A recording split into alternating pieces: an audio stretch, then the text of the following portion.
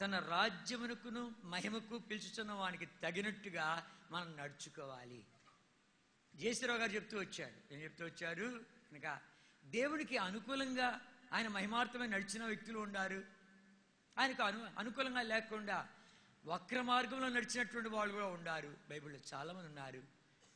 కయ్యూని వెళ్ళిన మార్గమున వెళ్ళొద్దు, కోర వెళ్ళిన మార్గంలో వెళ్ళొద్దు, బిలా వెళ్ళిన మార్గంలో వెళ్ళొద్దు. ఇవన్నీ కూడా చాలా ఉన్నాయి, బైబిల్లో చాలా ఉన్నాయి. కనుక భక్తులైనటువంటి వాళ్ళు వెళ్ళి ఉన్నారు. తర్వాత దౌర్భాగ్య జీవితం వెళ్ళిపోయి వక్ర మార్గంలో వెళ్ళి చెడిపోయిన వాళ్ళు ఉన్నారు. కనుక మనం గమనించామంటే మన జీవితంలో మన దినాల్లో వెలిసినటువంటి ఒక గొప్ప దైవజనుడు భగత్ సింగ్ గారు. ఆయన నడిచిన నడక మనం తలుస్తూ వచ్చామంటే రండి. హెబ్రీ రాసిన పత్రిక 11వ అధ్యాయం. హెబ్రీ 11వ అధ్యాయం 7వ వచనం చదువుకుంటాం. హెబ్రీ 13:7 అందరూ చదువుకుంటాం. మీకు దేవుని వాక్యం బోధించి మీ పైన నాయకులుగా ఉన్న వారిని జ్ఞాపకం చేసుకుని వారి ప్రవర్తన పనులను శ్రద్ధగా తలంచుకొంచు వారి విశ్వాసమును అనుసరించుడి, ఆ అడుగుజాడల్లో వెళ్ళుడి అన్నాడు. కనుక మీకు దేవుని వాక్యం బోధించి మీ పైన నాయకులుగా ఉన్న వారిని జ్ఞాపకం చేసుకుని, మన పైన నాయకులు ఈవేళ ఈ పైకప్పు కిందకి మనం వచ్చామంటే, ఇలా కాన్వకేషన్ పెట్టామంటే ఎవరు మనకు దారి చూపించింది? ఆ మహానుభావుడి దైవజనుడు భగత్ సింగ్ గారు. అర్థమైందా? కనుక ఆయన తలంచుకోకుండా ఉండలేము. ఎందుకంటే ఆయన జ్ఞాపకం చేసుకో, వారి ప్రవర్తన పనులు శ్రద్ధగా తలంచుకో. ఏ రీతిగా మనము భక్తుల యొక్క జీవితాలను తలంచుకుంటూ వస్తున్నామో ఆ రీతిగా ఈ దైవజనుడి జీవితం కూడా మనం తలంచుకోవాలి. తద్వారా మన ఆధ్యాత్మిక జీవితం మెరుగుపెట్టబడుతుంది. అబ్రాహామును మనం చూడలే, ఇస్సాకును చూడలే, యాకోబుని చూడలే, మోషేను చూడలే, యోసేపుని చూడలే, దానియేలును చూడలే. వాళ్ళ గురించి వింటున్నాం. తర్వాత గొప్ప గొప్ప భక్తులు వాళ్ళ జీవిత చరిత్రలో పుస్తకాలు రాయబడ్డాయి, చదువుతున్నాం.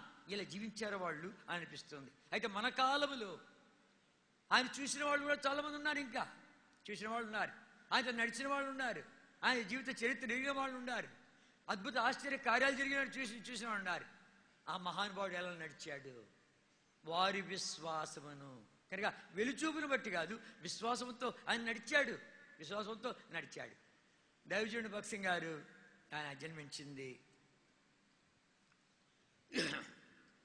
ఇప్పుడు పాకిస్తాన్లో ఉంది. ఆ ప్రాంతము పాకిస్తాన్లో ఉంది. కనుక అయితే పాకిస్తాన్ ఇండియా వేరైపోయినప్పుడు సర్గోదా అనే ప్రాంతం అది పాకిస్తాన్లోకి వెళ్ళిపోయింది. అక్కడ జన్మించాడు. వాళ్ళ నాన్నగారి పేరు వచ్చింది జవహర్ మల్ చాబ్రా. జవహర్ మల్ చాబ్రా. వాళ్ళ తల్లిగారి పేరు లక్ష్మీబాయి. ఇచ్చారు వాళ్ళు. సరే, ఆయన పెళ్లి కూడా అయింది. ఆయన పేరు రమాబాయి. సరే, ఇక అక్కడ జన్మించాడు. వాళ్ళకు జన్మించాడు. చిన్ననాటి నుండి త్వరగా చెప్పారు, ఎందుకంటే టైం అయిపోద్ది. చిన్ననాటి నుండి ఆయనకు క్రైస్తవులంటే ఒక రకమైన ద్వేషం. హాస్టల్లో కూడా వాళ్ళంతా వచ్చారంటే వాళ్ళ వైపు పోయేవాడు కాడు. అలా ఉండేది. ఎప్పుడైతే హై స్కూల్ చదువు అయిపోగానే ఆ మనుషుడు అనార్కలి బైబిల్ సొసైటీ వాళ్ళకు పాస్ అయిన వాళ్ళకందరికీ ఒక బైబిల్ ఇస్తే ఆ బైబిల్ ఏం చేశాడు?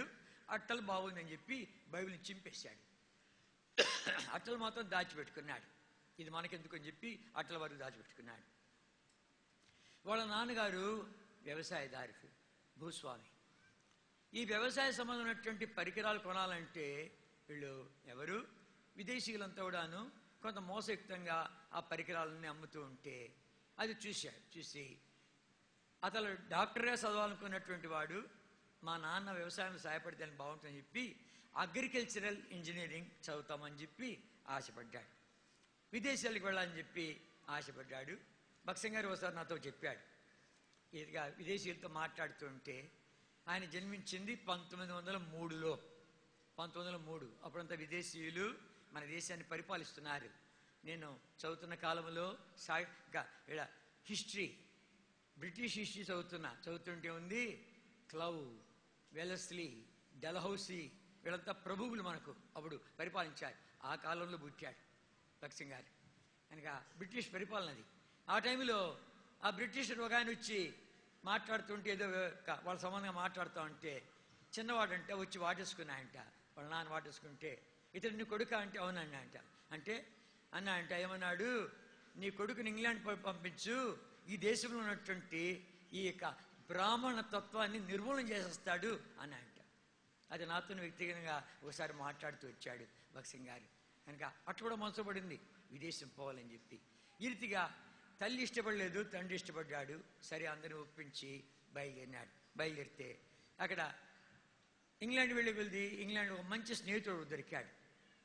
రే ఇట్లా చెప్తే కుదరదు, నువ్వు దొంగ లెక్కలు రాసి డబ్బు ఎక్కువ తెప్పించుకోవాలి నాన్నకు అని మంచి స్నేహితుడు దొరికాడు. దొరికి డబ్బు తెప్పించుకొని ఆ రీతిగా మోసయుక్తంగా తీసుకొచ్చి తర్వాత సిగరెట్లు అలవాటు చేయించాడు, అన్ని రంగాల్లో ముంచాడు, హెయిర్ కటింగ్ కూడా చేయించేశాడు.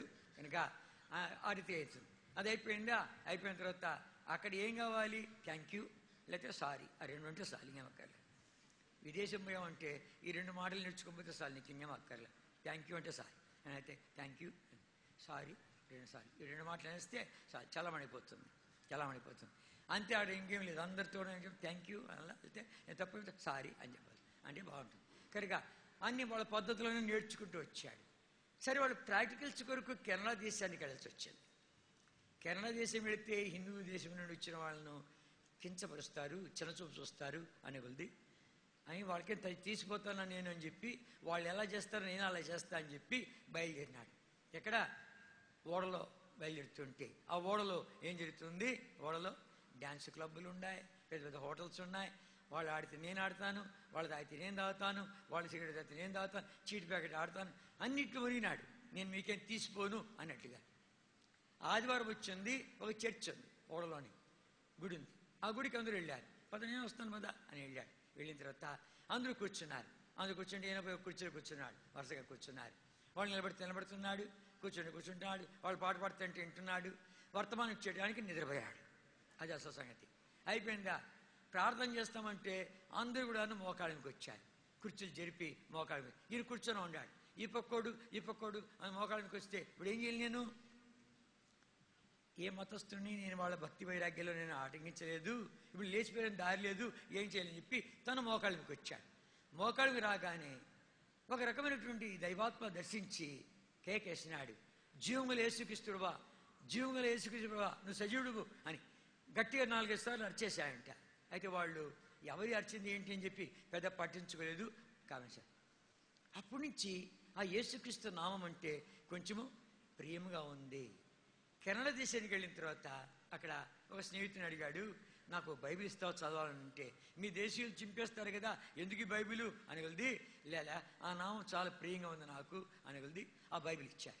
ఆ బైబిల్ ఇచ్చే వెళ్ది, కొత్త నిబంధన ఇచ్చే వెళ్ది. దాన్ని చదువుతుంటే వైఎంసీఏ బిల్డింగు, వీనిపెగ్ అనే పట్టణము, అక్కడ కూర్చొని తన గదిలో కూర్చొని చదువుతూ ఉంటే, ఇది మంచి పుస్తకమే కానీ ఇది నాకు కాదు అన్నాడు.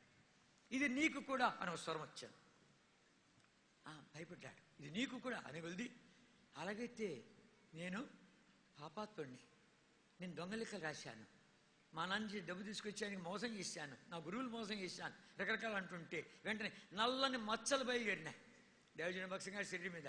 భగత్ సింగ్, నువ్వు చూస్తున్న ఇక నల్లని మచ్చలు నీ పాపమును బట్టి. తర్వాత అందులో దుర్వాసన వచ్చింది.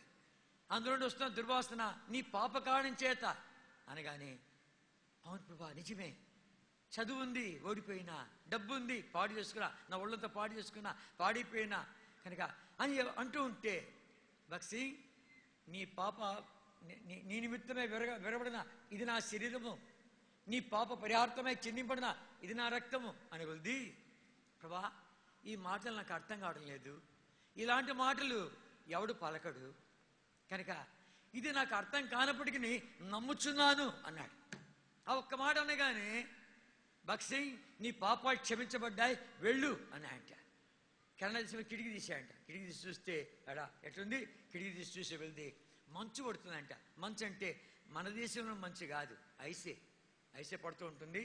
మీరు పటాలు చూస్తూ ఉంటారు, చెట్ల మీద, ఇండ్ల మీద, రోడ్డు మీద అంత మంచు పడుతుంది ఆర్తిగా. భగత్ సింగ్ నీ హృదయాన్ని ఈ హిమము కంటే తెల్లగా చేశానంట. సంతోషించాయంట, ఆనందభరితులైపోయాయంట. వాళ్ళ నాన్నగారికి ఉత్తరాలు రాస్తూ ఉంటున్నాడు. ఇతని ప్రభుని నమ్మాను అని చెప్పి ఉర్దూలో రాస్తున్నాడు. ఉర్దూ బైబిల్ భక్సింగ్ గారి దగ్గర ఉంది. ఉర్దూ మీడియంలో కూడా అప్పుడు చదివినటువంటిది. మా అత్తగారి దగ్గర ఉర్దూ బైబిల్ ఉంది.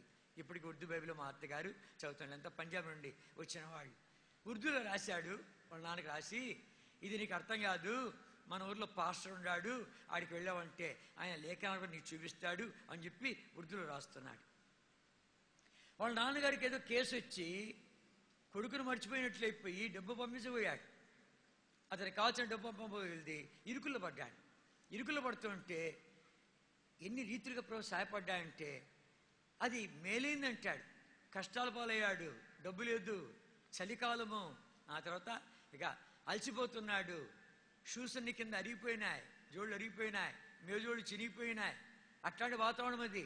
కనుక పోలీసుడిగా పనిచేశాయంట, వంటల మండేవాడిగా పనిచేశాయంట. ఇవన్నీ ఆ దేశాలు చేయొచ్చు. మన దేశంలోనే మాదిగోడు అంటే చెప్పులు కొడతాడురా, మాదిగోడు అంటే ఈ పని చేస్తాడురా, కోమటోడు అంటే ఆ పని చేస్తాడురా, కంసోడు అంటే ఈ పని చేస్తాడురా అనేది మనము పనులు కేటాయించుకున్నాం. కానీ ఆ దేశాలు అట్లా లేదు. ఆ దేశం ఇట్లాంటి పేరు చెప్పరు, ఇట్లాంటి పేరు చెప్పరు, అన్ని పనులు చేస్తూ ఉంటారు. కానీ ఆ రీతిగా ఎన్నెన్నో పనులు చేస్తూ వచ్చాడు ఆ మనుషుడు. దైవజనుడు అలా చేస్తూ వచ్చాడు. దైవజనుడు తన జన్మదినంలో చెప్పేవాడు, నేను చాలా కష్టాలు గుండా వెళ్ళాను, చాలా శ్రమలు గుండా వెళ్ళాను. వెనక్కి మళ్ళీ చూస్తే అవన్నీ కూడాను నాకు మేలుకరంగా అయినాయి. నేను సనగలేదు, గొనలేదు, సంతోషంగా వెళ్ళాను. అయితే అవి నాకు ఎన్ని ఆత్మీయ పాఠాలు నేర్పించాయంటే ఆ అనుభవమే లేకపోయింటే నేడు నేను జీవించేవాడిని కాదు. అవి నాకు ఎంతో సహాయకరంగా ఉన్నాయి అని మాట్లాడుతూ వచ్చాడు. ఎన్నోసార్లు అని చెప్తూ ఉంటే నేను తర్జుమా చేసే అవకాశం దొరికింది. నేను ఎందుకంటే ఆ రీతిగా అవన్నీ మేలుకరంగా అయితే వచ్చినాయి. తర్వాత 7 ఏళ్ళ తర్వాత ఇండియాకి వస్తున్నాడు. Is coming after 7 years. 7 ఏళ్ళు విదేశాల్లో చదువు వస్తున్నాడు. అమ్మా నాన్న వచ్చారు కానీ బొంబాయి ఓడరేవుకు భార్య రాలే. అప్పుడు ఒక కొడుకు ఉన్నాడు, కొడుకు కూడా రాలే. వీళ్ళిద్దరూ వచ్చారు. 7 ఏళ్ళ తర్వాత ఇండియాకి వస్తుంటే ఓడరేవులు వచ్చిన తర్వాత, నాన్న నువ్వు క్రైస్తవుడు అని చెప్పి ఉత్తరం రాశావరా, చాలా సంతోషమే, రా ఇంటికి రా, నీ బైబిలు చదువుకో, నీ బైబిలు ఇంట్లో చదువుకో, ప్రార్థన చేసుకో, వద్దనిలే. అయితే బయట మాత్రం ఎవరికి నేను క్రైస్తవుని అని చెప్పాకు, క్రైస్తవుని చెప్పాకు అన్నాడు. నాన్న నా ముక్కు నా నోరు మూసుకుంటే ఏమైతే చెప్పు అన్నాడు. నా ప్రభు నా ఊపిరి వంటి వాడు, నేను ఆయన చెప్పకుండా ఉండలేను. ఆ మాట అనగానే, మా మాట వినవారా, మా మాట వినవా అని చెప్పి వాళ్ళ నాన్నగారు వేశాడు.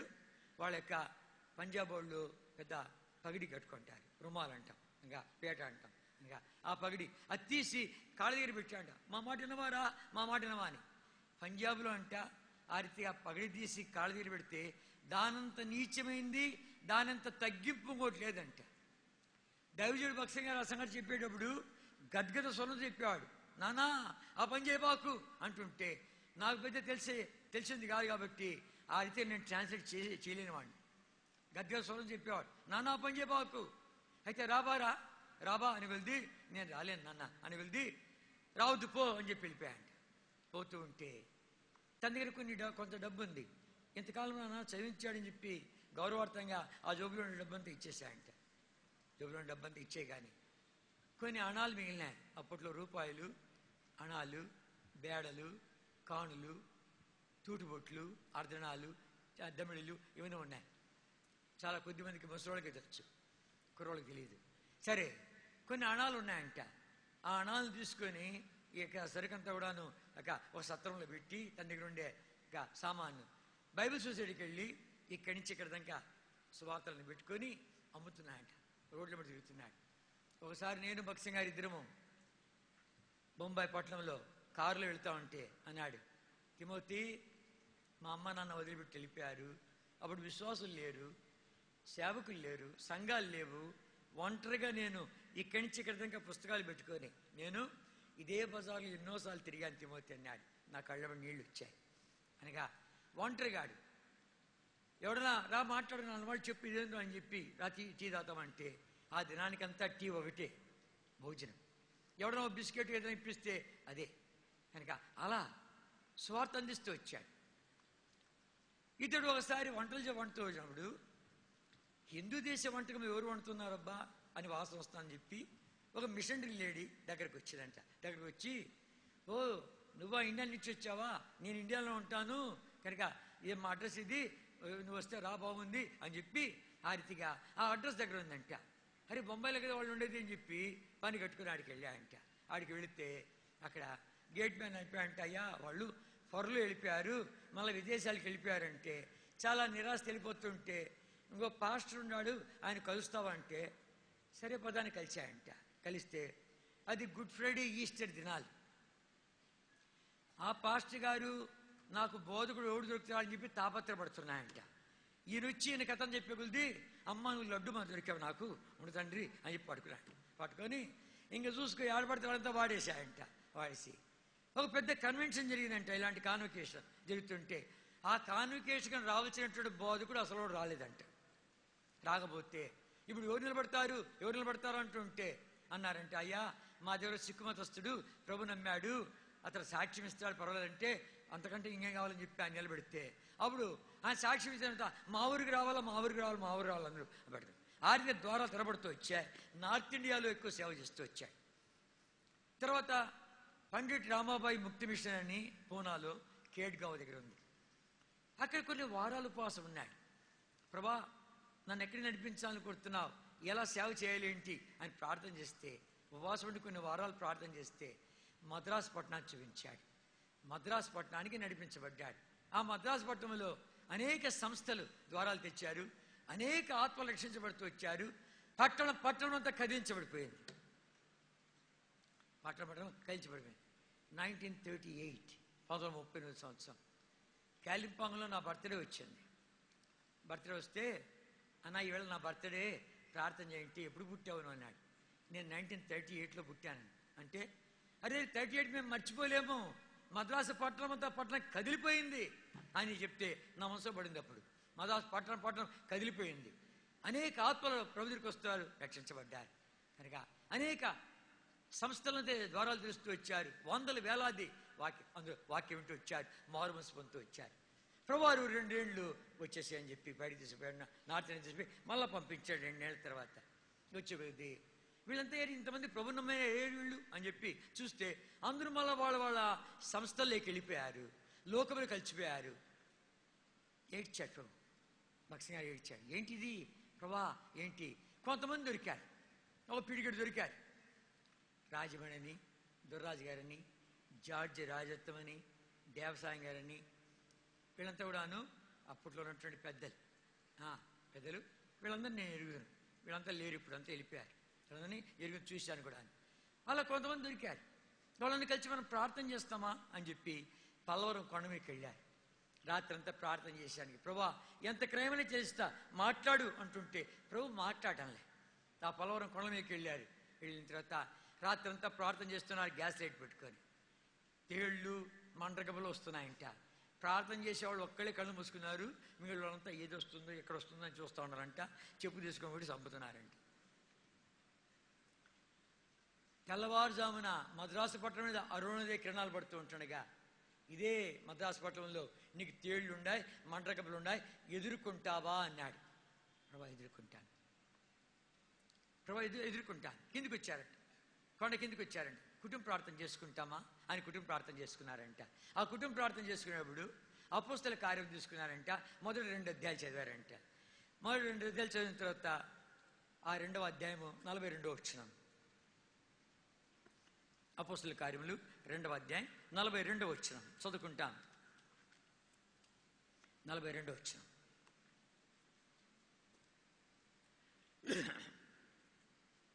వీరు అపోస్తల బోధేందును, సహవాసముందును, రొట్టె విడిచేందును, ప్రార్థన చేయడందును ఎడతెగక ఉండిరి.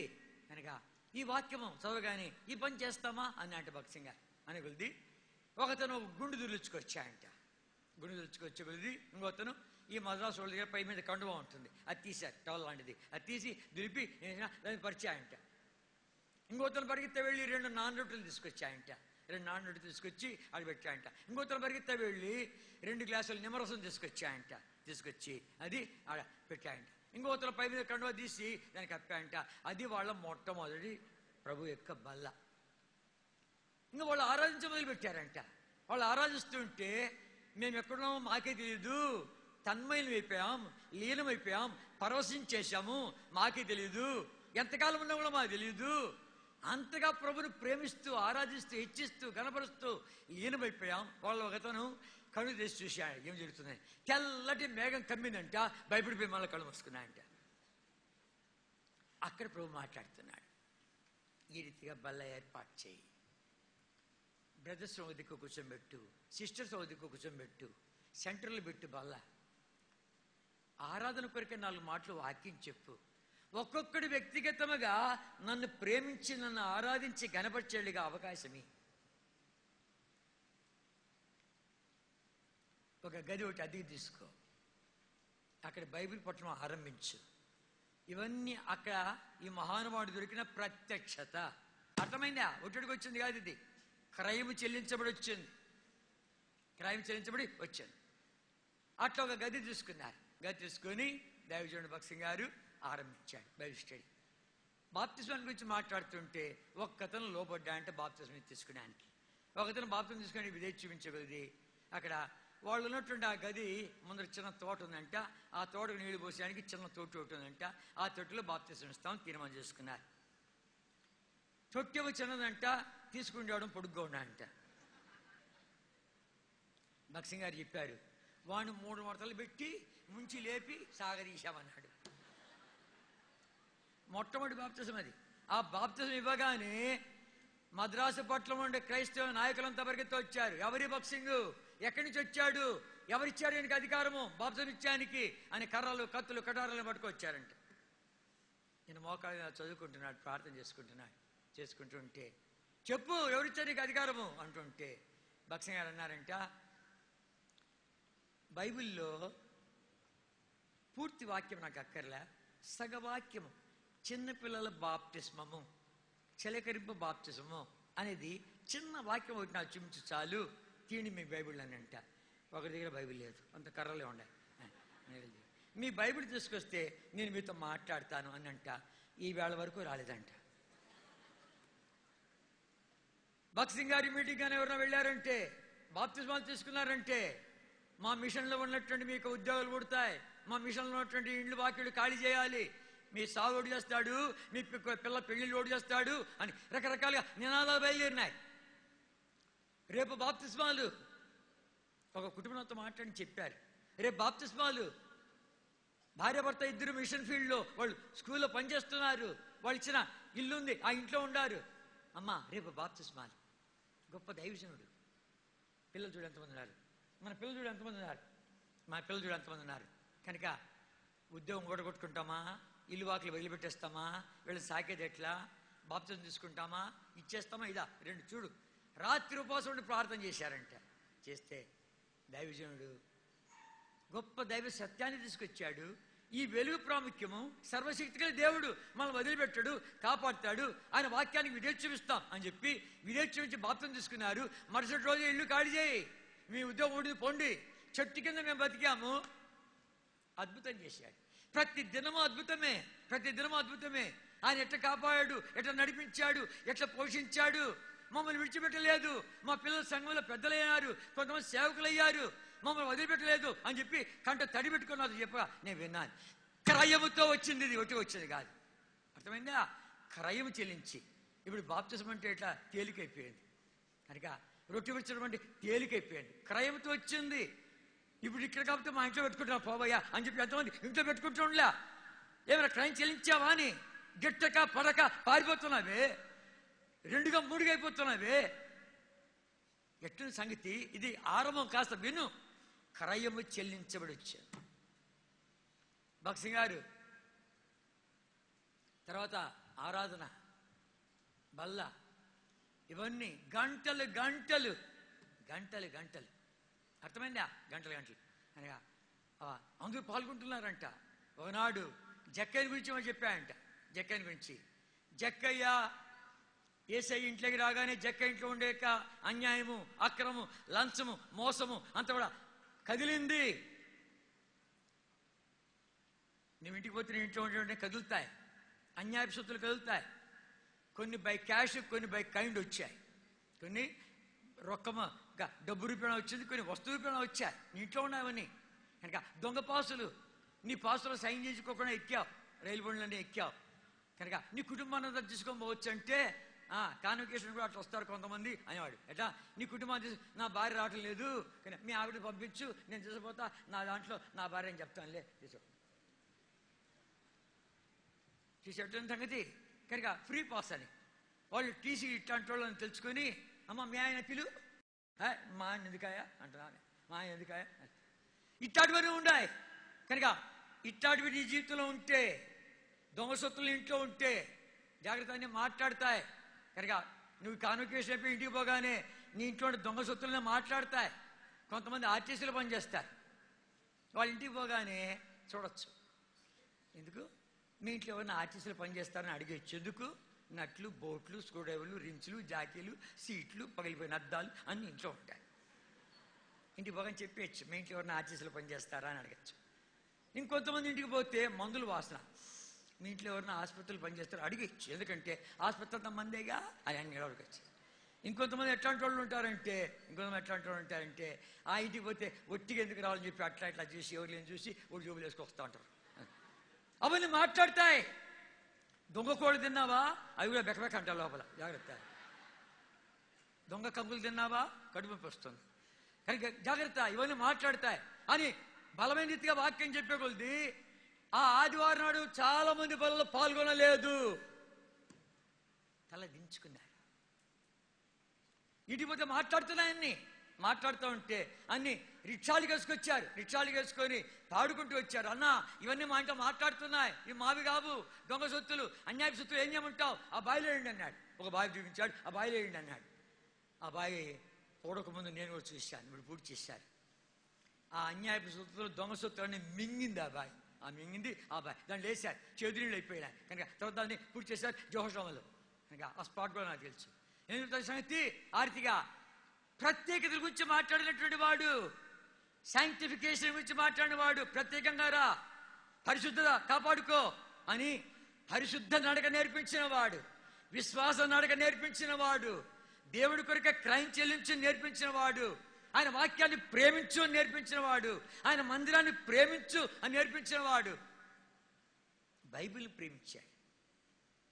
కొన్ని వారాల్లోనే బైబిల్ చదివేశాడు మనుషుడు, కొన్ని వారాల్లో బైబిల్ చదివేశాడు. మొదటి 5 పుస్తకాల్లోనే దేవుడు సెలవిచ్చను, దేవుడు పలికెను, దేవుడు మాట్లాడను, దేవుడు చెప్పెను అన్నటువంటి 558 సార్లు చెప్పి అండర్లైన్ చేశాడు. ఇలాంటి గ్రంథం ప్రపంచంలో ఇంకోటి నేను చూడలేదు. ఎన్నో పుస్తకాలు చదివాను కానీ దేవుడు మాట్లాడను, దేవుడు సెలవిచ్చను, దేవుడు చెప్పెను అనేక మాటలు ఒక 5 పుస్తకాల్లోనే 558 సార్లు చెప్పి అండర్లైన్ చేసి పెట్టుకున్నాడు. ప్రతి ఒక్కడు బైబిల్ కొనుక్కొచ్చిందే. నీ పుట్టిన బిడ్డ కూడా బైబిల్, ఏం పర్వాలే, వాడు చింపన ఏం పర్వాలే, వాడికి ఒక ప్లేట్ ఇచ్చావుగా, వాడికి ఒక వస్త్రం ఇచ్చావుగా, వాడు అంటాడు నాది అంటాడుగా, ఈ బొమ్మ నాది అంటాడుగా, ఈ బట్టలు నాది అంటాడుగా, అరితిగా ఈ బైబిల్ నాది అనేట్టుగా ఒకటి వానికి. అలా దేవుడి యొక్క వాక్యాన్ని కనపరిచాడు. ఎంటబడి తీసుకోపో, ఈ సంచులు ఎక్కడి నుంచి వచ్చాయి, ఈ సంచులు నీ ఎంటబడి తీసుకోపో, టయాన్ని వ్యర్థం చేయొద్దు, కాలయాపన చేయొద్దు, చదువు, ప్రార్థన చేసుకుంటూ ఉండు, వాక్యం చదువు. ఆర్తిగా ప్రేరేపిస్తూ వచ్చాడు. బైబిల్ సొసైటీలన్నీ ఖాళీ అయిపోయినాయి, మద్రాసు పట్టణంలో బైబిల్ని ఖాళీ అయిపోయినాయి. ఖాళీ అయిపోయింది. మా బైబిల్ కావాలంటే అప్పట్లో అన్ని బైబిళ్ళు ఇంగ్లాండ్ నుంచి వచ్చేది. అప్పట్లో అన్ని బైబిళ్ళు ఇంగ్లాండ్ నుంచి వచ్చేది, ఏ భాషనే ఇంగ్లాండ్ నుంచి వచ్చేది. అట్లాంటిది ఇంకా తట్టుకోలేక దైవజనుడు భక్తంగా సమాజం యొక్క డిమాండ్ తట్టుకోలేక వేరే వేరే సంస్థలకు ప్రింట్ చేసేదానికి బైబిల్ ఇస్తూ వచ్చారు. అలా వేరే సంస్థలు ప్రింట్ చేస్తూ వచ్చారు. ఆ రీతిగా బైబిల్ అంతగా ఘనపరుస్తూ వచ్చాడు ఆ మనుష్యుడు. దేవుడు వాక్యాన్ని రాసుకో, గౌన్లు వేసుకున్నాడు, ఓపెనర్లో గౌన్లు వేసుకునేవాళ్ళం, వాక్యాలు ఉంటాయి దాని మీద, వాడి మీద వాక్యాలు ఉంటాయి, ఫ్లాష్ కార్డులు వాక్యాలు ఉంటాయి. కనుక ఈ వాక్యమే కనుక నీ ఇంట్లో వాక్యాలు తగిలించుకో, నీటి గోడల మీద రాసుకో, దేవుడు మందిరానికి రాసుకో. అది చూసి ఇప్పుడు వేరే సంస్థల వాళ్ళు కూడాను వాళ్ళ గోడలకు కూడా, వాళ్ళ చర్చి గోడలకు వాక్యాలు రాసుకుంటున్నారు. అలా వాక్యాలు అంతగా గనపరిచాడు. దేవుని మందిరాన్ని ప్రేమించాడు మనుషుడు, దేవుని మందిరాన్ని ప్రేమించాడు. ఆ ప్రేమ ఏమంటాడు, 3 మాటలు చెప్పేవాడు. All are equal, all are precious, all are important అని సమాధి మీద రాయబడిన ఈ మాటలు. అందరూ కూడా సమానులే, అందరూ కూడా విలువైన వాళ్లే, అందరూ అవసరమైన వాళ్ళే. ఈ 3 మాటలు చెప్పేవాడు. జాతి కులము భేదం లేకుండా అన్ని కొట్టేసేవాడు.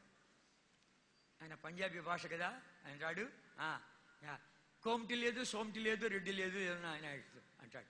ఏమంటాడు, నాడా లేదు, వడా లేదు, ఇది తమిళనాడు అది మాట్లాడతాడు. కనుక అన్ని కొట్టేశాడు, అన్ని భేదాలని పోయినాయి. కనుక భేదాలన్నీ పోయినాయి, జాతులు కులాలు గోత్రాలని పోయినాయి. ఇప్పుడు ఏమొచ్చింది? మా జాతేనా ఆ అమ్మాయి పెళ్లికి, మా కులమేనా, మా గోత్రమేనా, వాళ్ళు 2 3 సైకిలా లేకపోతే రిక్షానా, పనికాని చెత్త వచ్చేసాడు. మన ఆరంభం కాస్త తలచూడు, ఆ దైవజనుడితో వచ్చిన ప్రత్యక్షత ఇది. కనుక అందరం ఒక్క వల్ల పాల్గొంటున్నాం. మనకందరికి తండ్రి ఒక్కడే, ప్రభు ఒక్కడే, ఆయన బలి ఒక్కటే.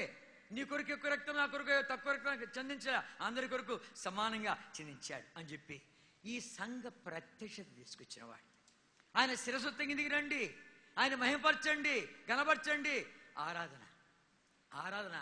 నేను మద్రాసుకు కొత్తగా ప్రభు నమ్మి మద్రాసుకి వెళ్ళా 1964 64లో వెళ్ళి వాళ్ళ ఆరాధన చూసి తన్మయుడైపోయాను. అబ్బా, ఏం ప్రభుని స్తుతిస్తున్నారు, ప్రభు సన్నిధి ఎంత బలంగా ఉందంటే ఆ దినాల్లో ఆ ఆరాధనలోనే ఎంతోమంది పట్టుబడిపోయేవాళ్ళు. ఇప్పుడు ఎట్లుంది? ఆరాధన అయిపోయాక పోదాం భద్రా వర్తమానానికి అని వాడు ఉన్నాడు. ప్రభుని ప్రేమించే ప్రేమ నేర్పించాడు. ఒకడు భయంకరుడు, దుర్మార్గుడు, నరహంతకుడు, వాడిని పట్టుకొచ్చాడు. రారా ఒకసారి మీటింగ్కు అంటే, ఇట్లాంటి బోధలు చాలా విన్నామే, చాలా బోధకులు తెలుసు నాకు అంటా అంటే కష్టం మీద వాడిని పట్టుకొచ్చాడు. వాడు నరహంతకుడు. ఒకడిని చంపి వాడిని పొట్ట పేగులు తీసి ఆ చచ్చిపోయిన వాడి యొక్క భార్య దగ్గరికి వెళ్ళి, నీ పెనిమిటి పొట్ట పేగులు ఇవి వండు తింటా అన్నాడు. అంత దుర్మార్గుడు. అట్లాంటి వాడిని పట్టుకొస్తే వాడు గోడ కానుకొని ఒక కాలు మడత పెట్టుకొని ఒక కాలు చాచుకొని ఏం చెప్తాడు చూస్తామంటే కూర్చుండే కొద్ది ఆ గోడ నడతా ఉంది. వాళ్ళు ఆరాధిస్తుంటే, ఒరే నరహంతకుడా, ఇప్పుడు నీ మీద పడతా, సస్తే ఆడిపోతావు చెప్పు. కదిలింది ఆ స్థలం కదిలింది. కనుక ఏరా గోడ మీద పడుతుందా అని తాగుతుంటే అది నెడుతుంది ఆయన. కనుక ఇప్పుడు నీ మీద పడతా, నరహంతకుడా, సస్తే ఆడిపోతావు చెప్పు అని అక్కడికక్కడే మారుమోసి పొందాడు, గొప్ప దైవజనుడాడు. ఆ రీతిగా ఆ వచ్చిన వాళ్ళు అలాగే ప్రభు నమ్మేయడమే. ఇక్కడ దేవుడున్నాడు, యెహోషమ్మ, ఇక్కడ ఆయన సన్నిధి ఉంది, ఆయన స్వరం ఉంది, ఆయన మాట్లాడుతున్నాడు. ఎప్పుడైతే ప్రత్యేకత కాపాడుకుంటావో, సమానత్వాన్ని ఎరుగుతూ వస్తావో, బల్లంటే ఏంటి ఎరుగుతూ వస్తావో, తర్వాత ఈతిగా ఆయన మహింపరిచేది ఏంటి ఎరుగుతూ వస్తావో, ఆయన ప్రేమించేది ఏంటి ఎరుగుతావో, ఈ సత్యాన్ని ఎరుగుతావు. లేకపోతే కన్నా ఏదో పెట్టుకున్నా, నా ఇంట్లో పెట్టుకున్నా, ఆడ పెట్టుకున్నా, ఏ పెట్టుకున్నా, ఆడ గెట్టదు పోని చెప్పి ఎన్ని పెట్టుకుంటున్నావు, దాన్ని ప్రోత్సాహపరిచే సేవకులు ఉన్న తయారైనారు. జాగ్రత్త. కాదు, ఎంతో క్రైమ్ చెల్లించబడింది. అది క్రైమ్ చెల్లించబడిచ్చింది. ఈ క్రయాన్ని చూడు. కనుక ఆ రీతిగా సరిచేసుకుంటూ వచ్చారు, వాళ్ళ పాల్గొంటూ వచ్చారు, ఒక్క కుటుంబంగా జీవిస్తూ వచ్చారు, ఒక్క దేవుణ్ణి ఆరాధిస్తూ వచ్చారు, ఆయన మహిమపరుస్తూ వచ్చారు, ఆయన చాటించారు, ఊరేగింపు చేశారు. ప్రొద్దుటూరులో హ్యాపీ పాల్ గారు ఒక ఆయన ఉన్నాడు, వైశ్య కోమట్లు, మంచి ధనవంతుడు. అతని భార్య బాగలేక మద్రాసులో హాస్పిటల్ తీసుకోమంటే ఎంతసేపు ఆడ కూర్చుంటాడు, కాసేపు బయటకు వస్తే వీళ్ళు ఓపెనర్ వెళ్తున్నారు. తెల్లని వస్త్రాలు వేసుకొని వాళ్ళు ఓపెనర్ వెళుతూ ఉంటే ఈయనకి ఏమనిపించిందేమో, వాళ్ళ ముఖ సంతోషము, వాళ్ళకి ఆ పానము పాలు చూస్తుంటే అట్లే మ్యాగ్నెట్ ఆకర్షించి అట్లే వెళ్ళిపోయాడు. వాళ్ళు అంట మారుమూసి పొందాడు. రిక్షాలు కూర్చొని సువార్త అందిస్తాడు. మంచి దైవజనుడు అయ్యాడు, సేవకుడయ్యాడు, సేవ చేశాడు. ఎంత సైజులో ఉంటాడంటే నా నడుము ఆయన చెయ్యి ఒకే సైజులో ఉంటుంది. అర్థమైందా? అంత సైజులో ఉంటాడు. కనుక అంత సైజులో ఉంటాడు. ఆయనకు 2 మంచి అలవాట్లు ఉన్నాయి. ఒకటి, వడ్డిస్తూ ఉంటే చాలు అనడు. రెండవది, కావాలని అడగడు. చాలా మంచి లక్షణాలు. మంచి సైజులో ఉంటాడు. కనుక అట్లాంటి వాళ్ళంతా ఇచ్చాడు. అంతేనా? తర్జుమా చేసేవాడిని ఇచ్చాడు. దైవజనుడికి తర్జుమా చేసేవాడిని ఇచ్చాడు. ఏ భాష కాల్చిన ఆ భాష వాళ్ళు వచ్చేస్తున్నారు. వాయిద్యగాళ్ళని ఇచ్చాడు, పాటలు కట్టే వాళ్ళని ఇచ్చాడు, మంచి గళవెత్తే పాడగలిగినటువంటి వాళ్ళని ఇచ్చాడు, దైవజనులు ఇచ్చాడు. ఇంకా వాయిద్యగాళ్ళు హార్మోనిస్ట్లో గుడ్డేసిపోతూ ఉండేవాడు. ఇంకా గుడ్డే అది చేయి పెట్టాడు చాలు, ఎంత మధురమైనటువంటి స్వరం వినిపిస్తాడంటే అంత మధురమైన స్వరం. తపలాలు 7 తపలాలు పెట్టుకుని ఒక ఆయన వాయిస్తాడు. ఆయన పేరు తపలా దేవదానం అయిపోయింది. ఇల్లు పేరు పోయింది కానీ తపలా దేవదానం అని పేరు వచ్చేసింది. కనుక ఆ రీతిగా ఎంతమంది ఇస్తూ వచ్చాడు, పాటలు కట్టారు. మనం పాట ఫిలిప్ గారు ఉదయకాలం పాడుతూ వచ్చాడు. ఎక్కడివి పాటలన్నీ? ఆ వర్తమానం ద్వారానే, దైవజనుడు ఇచ్చిన వర్తమానానికి వెంటనే వాళ్ళు కట్టేస్తున్నారు. మోసెస్ డాన్ గారు ఒక దైవజనుడు ఉన్నాడు. ఆయన తమిళ తర్జుమా చేస్తూ ఉంటాడు. తర్జుమా చేస్తూనే లోపల కడుతున్నాడు. అన్నయ్య ఇప్పుడు నువ్వు ఇచ్చిన వర్తమానానికి బాగా పాడుతానంటే పాడు అంటాడు. వెంటనే పాడేస్తాడు. అర్థమైందా? అట్లాంటి దైవజనులు ఇచ్చాడు. వెంటనే పాడేశాడు. ఇంకొక ఆయన ఉన్నాడు, అన్నయ్య నేను అక్రదంగా పోయి నువ్వు ఇచ్చిన వర్తమానం మీద 4 చరణాలు పాడుకుంటూ వస్తాను. పో అంటాడు. ఆయన 4 చరణాలు పాడుకుంటూ వస్తున్నాడు. అట్లాంటి వాళ్ళని ఇచ్చాడు. ఆ దైవజనులు కోరుకున్నాడు. మిషనరీలు వచ్చి చేరాడు ఆయనతో.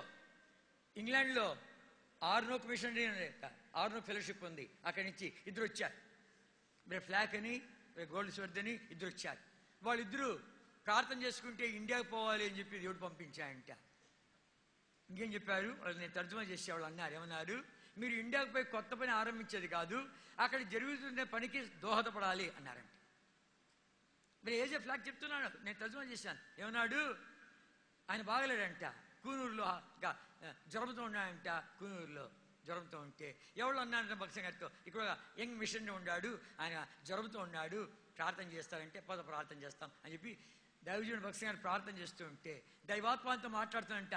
నువ్వు కలిసి పనిచేయాల్సింది ఈ దైవజనుడితోనే, నువ్వు కలిసి పనిచేయాల్సింది ఈ దైవజనుడితోనే, ఇతనితోనే అని చెప్పి దైవాత్మ మాట్లాడుతుందంట. అలా వచ్చాడు. అలా ఎంతమంది వచ్చారు? మిషనరీలను ఇచ్చాడు. కనుక VBS స్టార్ట్ చేశాడు, బైబిల్ కరెస్పాండెన్స్ కూడా స్టార్ట్ చేశాడు, యవనస్తుల మీటింగ్ స్టార్ట్ చేశాడు. కాన్వకేషన్ చివరి కాన్వకేషన్ 1985 ఎంతమంది వచ్చారు తెలిసిన? 25,000 పీపుల్, 25,000 మంది. అదే లాస్ట్ కాన్వకేషన్. తర్వాత కాన్వకేషన్ లేదు. తర్వాత ఇట్లాంటి కాన్వకేషన్ చూస్తున్నాం. ఎంత సంతోషము! ఆ మహానుభావుడు మనం అంతా కలిసి ఇలా ఒక కుటుంబంగా జీవించుడికాయ నేర్చుకోవాల్సిందిగా. ఆ కాన్వకేషన్ ఇట్లాంటివి వచ్చినట్లు మారుమోసి పొందడమే. ఎవడన్నా పట్టుకొచ్చారంటే ఆడ వడ్డించే వాళ్ళు ఎవరో చూస్తూ ఉంటే ఆడ తీసుకొచ్చి చెప్తాడు, ఆ వడ్డించే ఆయన తెలిసిన ఆయన సబ్ కలెక్టర్, కానీ ఈ వడ్డించే ఆయన తెలిసిన ఆయన హెడ్ మాస్టర్. ఎవరు చెప్తుంటే వాళ్ళు వడ్డిస్తూ ఉండేది ఆశ్చర్యం.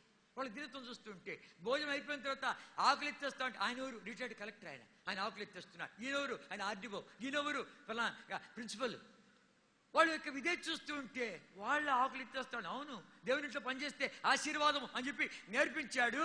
ఆ ఆశీర్వాదం చూశారు, అనుభవించారు. మీరు రండి, ఆకులేయండి, భోజనం ఎత్తండి, ఇది మనం ప్రకటిస్తా పోవాలి. ఎందుకంటే నీ దీవుని తెల్లే, ఆశీర్వాదం తెల్లే. కనుక చేసి చూడు. నువ్వు దేవుడి మందిరంలో చిన్న పని చేసి చూడు. అన్యాయస్తుడు కాడు. ఆయన ఇంటిని ప్రేమించు. జాతి, కులము, గోత్రం, భాష అంతా బాయ్. నేను 64లో ప్రభు నమ్మాను. ఆ హెబ్రోన్లో ఉంటే హెబ్రోన్లో దగ్గర 100 మంది ఉండేవారు. అప్పుడు మా మధ్యలోనే వాళ్ళ భాష నాకు అర్థం కాదు, నా భాష వానికి అర్థం కాదు. ఇంగ్లీష్ చెప్తామంటే అర్థం కాదు, హిందీ అంటే అర్థం కాదు. మా ఇద్దరికి మూగ భాష. చూసావా, స్నానం చేసుకున్నావా, అటు మా సంగతి. ప్రేమ భాష మా మధ్యలో. అర్థమైందా? మేము ప్రయాసపడి వస్తుంటే విశ్వాసాన్ని నేర్పించాడు భక్సింగ్ గారు. విశ్వాసాన్ని నేర్పించాడు. కనుక ఆయన ఎలా జీవించాడు, ఆయన ఎవరి మీద ఆధారపడ్డాడు, ఆయన మీద ఆధారపడు, నా మీద ఆధారపడద్దు. అది మాకు ఇచ్చిన ట్రైనింగ్. అర్థమైందా? నేను ఎవరి మీద ఆధారపడినానో నువ్వు ఆయన మీద ఆధారపడు అని చెప్పి నేర్పించాడు. ఆ విశ్వాసంలో మేము సాగాం. సబ్బు లేకపోయినా ఎవరిని అడిగేవాళ్ళం కాం, డబ్బు లేకపోయినా ఎవరిని అడిగేవాళ్ళం కాం, ఆకలితుల్లో ఎవరిని అడిగేవాళ్ళం కాం. క్రయం చెల్లించాం. ఎందుకంటే నేర్పించాడు, మహానుభావుడు నేర్పించాడు. అదాల్లో మా పెట్టెలు ఉంటాయి. మేము ఏదో పనిచేసేవానికి వెళ్ళింటే మేము వచ్చేలోగా ఏవో మా పెట్టెల మీద, ఆ పెట్టె మీద, ఈ పెట్టె మీద ఏవో కొన్ని వస్తువులు ఉండేవి. దాని మీద రాస్తారు, తిమోతి మీద దేవుడు నన్ను ప్రేరేపించాడు, ఇది నీ కొరకే, తీసుకో అని చెప్పి పేరులే, ఊరులే, అడ్రస్లే. ఇప్పుడైతే పేరు, ఊరు, అడ్రస్ మొత్తం ఇంకా కూర్చొని చెప్తాను. అన్నయ్య అడందే ఫ్యాను, అది మా వారి ఇచ్చింది.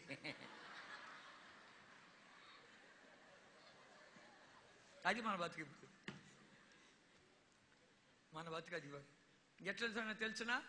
తర్వాత అది మేము చూసి, అరే నాకు బట్టలు ఉండే, ఎవరు ఇచ్చారు, అయ్యో పాప వానికి లేదు, వాడు వచ్చేలోకి తీసుకుపోయి వాడిని పెట్టి మీద పెట్టేసేవాడు. అట్లాంటి ప్రేమ వాతావరణంలో పెంచబడ్డాం. నిస్వార్థంగా జీవించాం. వాళ్ళ కష్టాలు కూడా పంచుకుంటూ వచ్చాం. అట్లాంటి కాలం అది. అట్లాంటి కాలం. కానుకేసానికి కూడా మా దగ్గర డబ్బు ఉండేది కాదు. దమ్మిడి లాస్ట్ కాయని మా మధ్యలో వాడి దగ్గర దమ్మిడి ఉంది. దాన్ని కానుక వెళ్ళేవాడు. వాడు కానుకేసానికి వెళితే ఆ రంధ్రంలో పడక కింద పడిపోయాడు. దొల్లుకొని పోతా ఉంది. ఎత్తుకుంటే నాదే అనుకుంటాడేమో, అందులో నాదే అనుకుంటాడని చెప్పి ఎత్తుకోకుండా వెళ్ళిపోతాం. అట్టుంది మా జీవితం. అట్టుంది మా జీవితం. సబ్బు లేకపోయినా అడగకూడదు, సబ్బు పెట్టి మాత్రం చూసుకొని పోవడమే. లోపలికి పోయినాక టైప్ వేసుకున్నాక సర్ర సర్ర అంటే సబ్బు పూసుకుంటున్నాం లెక్క. బట్టల సబ్బులే ఎవరైనా అడగకూడదు, ఒట్టిగా పులుముకోవడమే. ఈ స్త్రీకి డబ్బు లేదు కదా, ప్యాంటు మడత మీద ఆరేసేవటం, మళ్ళీ ఒక గంట పోయిన తర్వాత మళ్ళీ ఇది తిప్పి ఆరేసేవాడు, తల కింద పెట్టుకుంటాం. అది మా స్త్రీ. అర్థమైందా? ఇప్పుడుంటే టెడ్డీ కార్డు వచ్చింది, ఇప్పుడు టెడ్డీ కార్డు కాదు. ఒకసారి మోకాళ్ళ మీద కూర్చొని వేసామంటే ఈడొక బుడ్డ మోకాళ్ళ మీద 2 బుడ్డలు. భక్తం గారికి అప్పుడు 2 బుడ్డలు ఉన్నట్టు. తర్వాత టెడ్డీ కార్డు వచ్చింది, కానీ అప్పుడు లేదు. ఆ రీతే జీవించాం కనుక ఆ తరిమిది ఇచ్చాడు. నేను ఎవరి మీద ఆధారపడుతున్నానో ఆయన మీద ఆధారపడు అని చెప్పి నేర్పించాడు. సరే, తన విశ్వాసం ఆ రీతిగా ఉంది. మమ్మల్ని ఆ విశ్వాసం పెంచాలని చెప్పి పెంచాడు. తర్వాత ఇంకా చెప్పాలంటే దైవజనుడు ఆయన యొక్క వ్యక్తిగత జీవితం కొన్ని విషయాలు చెప్పాలనిపిస్తుంది. డబ్బు విషయంలో ఆయన చేయి చాచిన వాడు కాడు. నా దగ్గర ఒక క్యాసెట్ ఉంది ఇంగ్లీష్లో డైరెక్ట్గా. అది నేను ఒకసారి మనకి ఛాన్సర్ అయితే ఆడిపోయింది అర్థం కాదు, కానీ దాంట్లో డైరెక్ట్గా ఇంగ్లీష్లో మాట్లాడి అమెరికాలో ఏమన్నాడు, యూ బెగ్గర్స్ ఆఫ్ అమెరికా అన్నాడు. ఏమన్నా అంటాడా? మన వాళ్ళంతా పోయి దేనికి భిక్షాన్ని ఏమైనా ఇస్తావు, కొంచెము కొంచెం ఇస్తావా అని చెప్పి భిక్షాన్ని దేహాన్ని అడగదని వెళ్తారు. అయితే దైవజనుడు పక్షంగా you beggars of America, America భిక్షగాండ్లారా, ఇదే దేవుడు మా దేశంలో ఉన్నాడు, అదే దేవుడు మా దేశంలో ఉన్నాడు, మా వాళ్ళందరినీ అడగదని వాళ్ళు చేసింది మీరే అని మాట్లాడుతూ వచ్చాడు.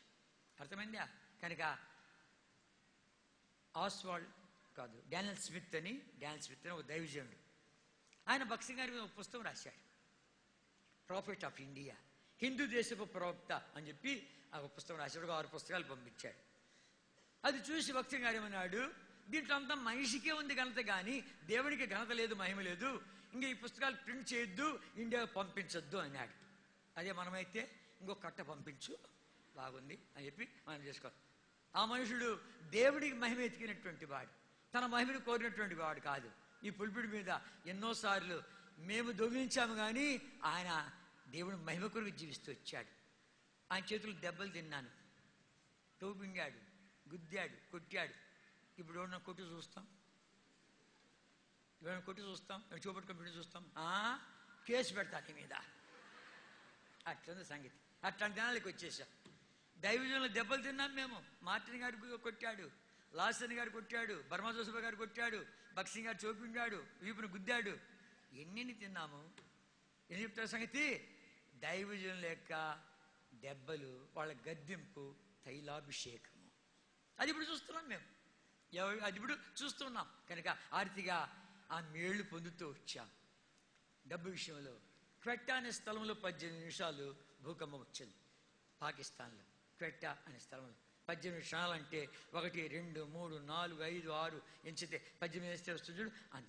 ఆ దినాలు మీటింగ్ జరుగుతుంటే ఆ మీటింగ్లకు వచ్చే వాళ్ళంతా కాపాడబడ్డారు, ఒక 2 మినహాయించి. మిగిలిన వాళ్ళు చాలామంది చనిపోయారు.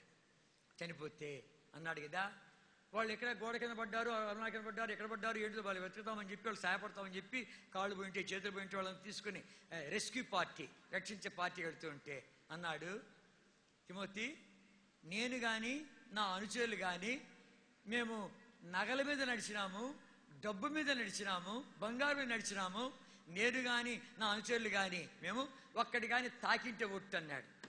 అదే మనమైతే సత్యవాడు సత్యర ఎరుకుర తండ్రి ముందు సత్యవాడు సత్య. ఎట్లాంటి దినాలు, అట్లాంటి దైవజనుడు డబ్బు విషయంలో. అమెరికాలో కానీ అంటే, అయ్యా ఎంత గొప్ప దైవజనుడిగా నువ్వు సేవ చేస్తున్నావు, ఎంతోమంది నేను ఇస్తున్నాను, ఖాళీ చెక్ ఇస్తున్నా, రాసుకో, ఏం రాసుకుంటా రాసుకో, ఎంత రాసుకుంటా రాసుకో అని చెప్పిస్తే, నా దేవుడు ఈ చెక్కు కంటే గొప్పవాడని చెప్పి వాడి ముందు చింపేశాయంట. అర్థమైందా? కనుక అన్నాడు, డాన్స్ స్మిత్ అన్నాడు, ఆ పుస్తకం ఏం రాశాడంటే, నేను ప్రపంచ పర్యటన చేశాను. ప్రపంచ పర్యటన చేస్తే ఎంతోమంది గొప్ప దైవజనులందరితో పరిచయం నాకుంది. వాళ్ళు ఇలాంటి పెద్ద పెద్ద మీటింగులు, కార్యక్రమాలు ఆరంభించినప్పుడు రేజ్ ద ఫండ్స్ అంటే ఇంకా విరాళంగా ఇవ్వండి, ఇంకా మనకు కావాలి, డబ్బు కావాలా అని వాళ్ళు నోటముడి చెప్పగా విన్నాను. ఈ దైవజనుడు వాళ్ళు చేసిన దానికంటే గొప్పదని కార్యాలు చేశాడు. తన నోటమ్మడి డబ్బు కావాలి అని మాట రాగా నేను వినలేదు అన్నాడు. అట్లాంటి దైవజనుడు. ఆయన పేరు పెట్టుకొని మనం బతుకుతున్నాం. విశ్వాసము ఉదయకాలం చెప్పాడు. విశ్వాసం అంటే ఒట్టి సేవకులే కాదు కనుక విశ్వాసాలని పేరు పెట్టుకున్న నీవు కూడాను ఆ విశ్వాసం జీవించు, ప్రయత్నించి చూడు. దేవా నేను నమ్ముతున్నా, నీ వాక్యాన్ని నమ్ముతున్నా, ఎల్లప్పుడూ నేను నమ్ముతున్నా, ఎల్లప్పుడూ నేను విశ్వాసం వస్తున్నా కనుక నాకు అట్టి విశ్వాసం దయచేయి అని అడుగు.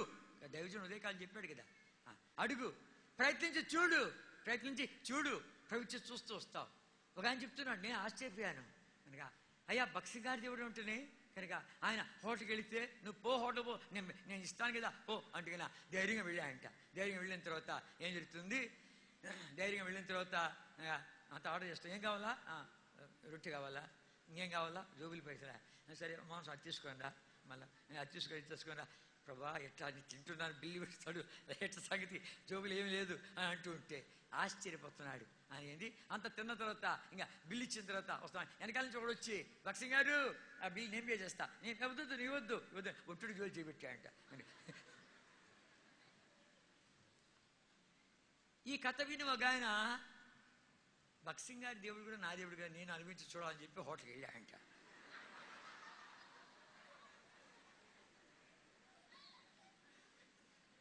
భక్సింగ్ గారి దేవుడే కదా, ఆయనకి సాయపడ్డావు, నాకెందుకు సాయపడవు అని చెప్పి తీసుకొని రా 2 ప్లేట్లు మసాలా దోశ,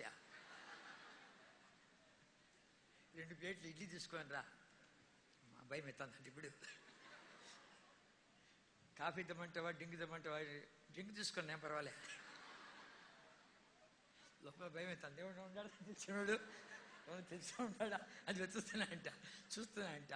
దేవా ఎవరు లేరు, భక్సింగ్ గారి దేవా నువ్వు కనిపించల్లా, లేకపోతే కానీ హోటల్లో పాత్రతో నాకు పెట్టేస్తుంది నన్ను నాయన అని చెప్పి ప్రార్థన చేసుకుంటూ వణుక్కుంటూ పోతుంటే ఒక ఆయన లోపలికి వస్తాను, మీరా అబ్బాబా నీకు ఏం చేస్తాను, కళ్ళము నీళ్ళు వచ్చేసాయండి. భక్సింగ్ గారి దేవుడు నేను ఎన్నిసార్లు చేపట్టలే, అబ్రాహము దేవా, ఇస్సాకు దేవా, యాకోబు దేవా, మోషే దేవా, ఏలియా దేవా, భక్సింగ్ గారి దేవా నేను ఎన్నిసార్లు చెప్పలే. జార్జ్ వరవర్ దేవా అని ఒకసారి అన్నా, జాబ్ వచ్చింది. ఎన్ని చెప్పగలము, అనుభవించాం. విశ్వాసాన్ని ప్రాక్టీస్ చేసి చూడు, ప్రభు చేసే కార్యాలు నీ విశ్వాసం పెంపరపడుతూ వస్తుంది. విశ్వాస వీరుడు కావాలి, విశ్వాసం కర్త దాన్ని కొనసాగించే యేసు వైపు చూస్తూ అది నేర్పించాడు. వర్తమానం ఇచ్చినప్పుడు అనేవాడు కదా, ఏమంటారు తెలుసిన, మీరు అనుకుంటారేమో భక్సింగ్ గారు, అయ్యా భక్సింగ్ గారు అది నీ బోట్లోకి కానీ మాకు కాదులే అని అనుకుంటారేమో. కాదు, అది నీకు, అది నీకు, అది నీకు, అది నీకు, అది నీకు, నీకు కూడా అనేవాడు. ఎన్నిసార్లు చెప్పలే. ఆయన పక్కలో నిలబడి ఉంటాను, ఆ కంఠం ఎట్టుంటుందంటే ఖంగ్ ఖంగ్ ఖంగ్ ఏమవుతుంది. నత్తి అయినా ఒకసారి మాట రాకపోతే మేమే పూర్తి చేస్తాం, మమ్మల్ని నమ్ముతాడు. ప్రతి మాటకు దేవుడి కృప మీద ఆధారపడతా అని చెప్తాడు. కనుక డబ్బు విషయంలో అదే సంగతి. ప్రార్థనా జీవితం, ఎట్లాంటి ప్రార్థనా పరుడు ఆ మనుషుడు, ఎలాంటి ప్రార్థనా పరుడు అంటే ఆ మనుషుడు. స్విట్జర్లాండ్లో బిలిగ్రామ్ గారు ప్రపంచంలోని మిషనరీలను అందరినీ ఆహ్వానించాడు. కొన్ని వేల మంది దైవ సేవకులు పిలిచి ఆయన కూడాను భక్సింగ్ గారిని పిలిచాడు. 4 రోజుల మీటింగ్ అది, 4 రోజుల మీటింగ్. ఆ 4 రోజుల మీటింగ్ పిలిచే వెళ్ది. ఆ 4 రోజుల మీటింగ్లో ఏం జరుగుతుంది, భక్సింగ్ గారి యొక్క ఆత్మీయ స్థాయికి తగినటువంటి వాళ్ళు వీళ్ళు అని చెప్పి ఆ గదిలో ఈయనతో పాటు ఇంకా 3 పెట్టాడు. 4 ఉన్నారు ఆ గదిలో. ప్రతి ఉదయం భక్సింగ్ గారికి ఇచ్చాడు, సాయంకాలం వేరే వాళ్ళకి ఇచ్చాడు. 4 రోజులు. ఉదయం భక్సింగ్ గారు మాట్లాడేశారు. వీళ్ళు వచ్చి అంతా పడుకుంటామంటే వాళ్ళంతా వాళ్ళ వాక్యం చదువుకున్నారు, ప్రార్థన చేసుకుని పడుకున్నారు. భక్సింగ్ గారు మోకాళ్ళ మీద ఉన్నాడు. సర్లే వాక్యం చెప్తున్నాడు కాబట్టి కాసేపు ఎక్కువ ప్రార్థన చేసుకుంటున్నాడు మళ్ళీ అని అనుకున్నారు. తెల్లవారులు వేస్తే మోకాళ్ళ మీద ఉన్నాడు. మోకాళ్ళ మీద అంటే మనకంటే ముందు లేచాడేమో లేరా అనుకున్నారంట. మరుసటి రోజు మళ్ళీ అలాగే ఉంటే పడక నలగలేదు చూశారు. మోకాళ్ళ మీద నిద్రపోయి ఉంటాడు. వంతులు వేసుకున్నారంట. వంతులు వేసుకుని 3 చూశారంట. కాళ్ళు మెదులుతున్నాయి, పెదాలు కదులుతూ ఉన్నాయి, పొజిషన్ మారుతూ ఉంది. వాళ్ళు అన్నారంట, భక్సింగ్ డోంట్ యు వాంట్ రెస్ట్, నీకు విశ్రాంతి అక్కర్లేదా అంటే కొన్ని మాటలు సువర్ణ అక్షరాలతో రాసుకోవాలి. నా విశ్రాంతి పరలోకములోనే అని అంటే ఆ 4 రోజులు ఏం మాట్లాడినాడు? 4 రోజులు ఈకాబోదు. ఈకాబోదు అంటే ఏంటి? ఏలి కుమారులు దుర్మార్గులు అయిపోయి ఫిలిస్తీన్లతో యుద్ధం ఆడడానికి మందసం తీసుకెళ్ళిపోయారు యుద్ధానికి. ఫిలిస్తీన్లు ఓడిపోయారు, యుద్ధం చచ్చిపోయారు, మందసం పట్టుబడిపోయింది. ఏలి ఆ వార్త విని వెనక్కి తగ్గిపడ్డాడు. కనుక ఆ టైంలో చనిపోయిన వాళ్ళలో ఒక భార్య కంటూ ఉంది, అమ్మా నీ కొడుకు పుట్టాడు, మందసం పట్టుబడిపోయింది, నీ పెరుడు చనిపోయాడు, మీ మామ చనిపోయాడు, నీ కొడుకు పుట్టాడంటే వీడికి ఈకాబోదని పేరు పెట్టు. ఇశ్రాయేల్లో దేవుడు మహిమ పోయింది, ఈకాబోదని పేరు పెట్టు. ఈకాబోదు దేవుడి మహిమ ఇశ్రాయేలును తొలగిపోయింది. తొలగిపోయినటువంటి మహిమ తిరిగి రావాలంటే ఏం కావాలి? 4 వ్యక్తులు కావాలి, 4 లక్షణాలు కావాలి. మొట్టమొదటిగా ఏం కావాలి?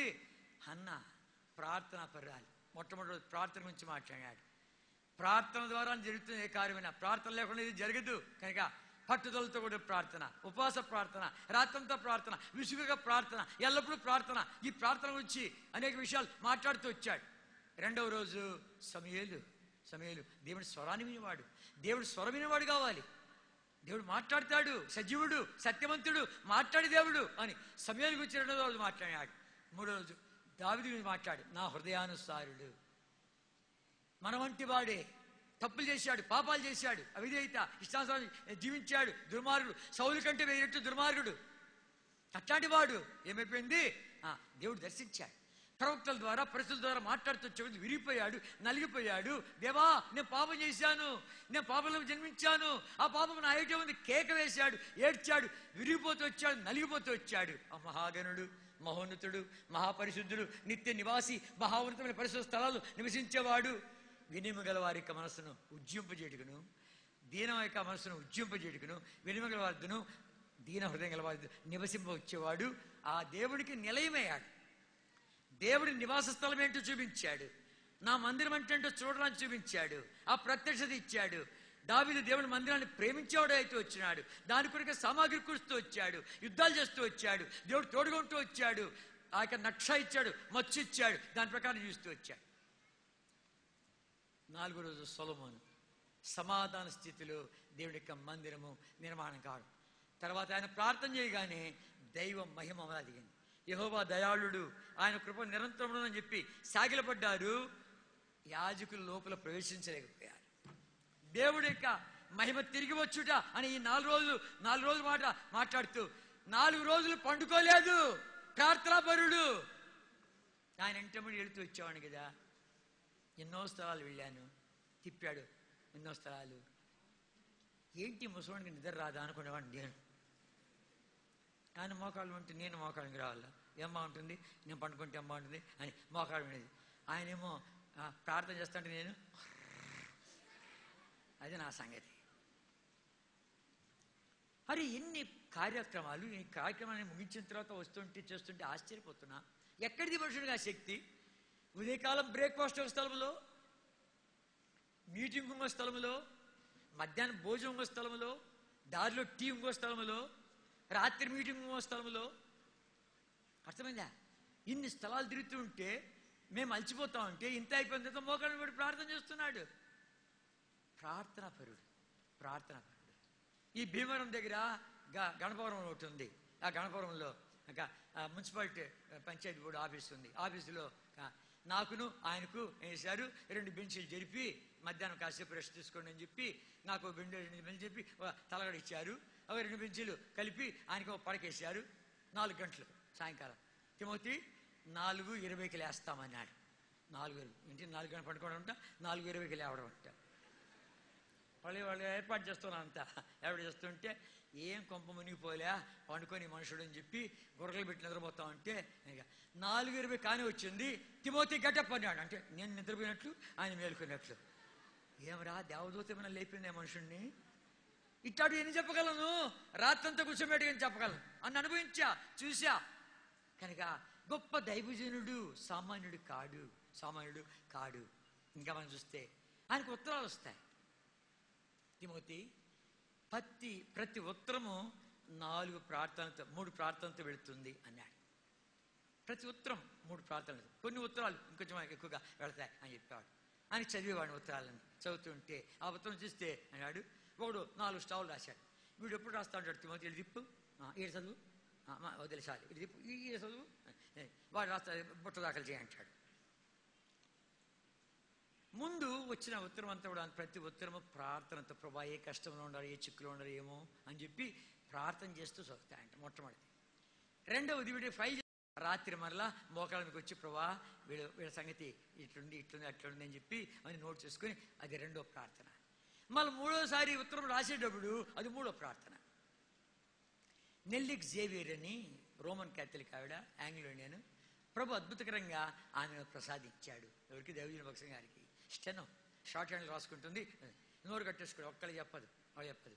అంత నమ్మకమైనటువంటి బంటు ఆమె. కనుక ఆర్తిగా టైప్ చేస్తుంది, అని తీసుకుని సంతయిస్తుంది. 4 ముక్కల ఉత్తరమే, పెద్దగా ఉండదు ఉత్తరం, 4 ముక్కలే. అయితే 3 లేక 4 వచనాలు రాస్తాడు కింద, దాంట్లో ఉంటుంది మనకు వర్తమానం.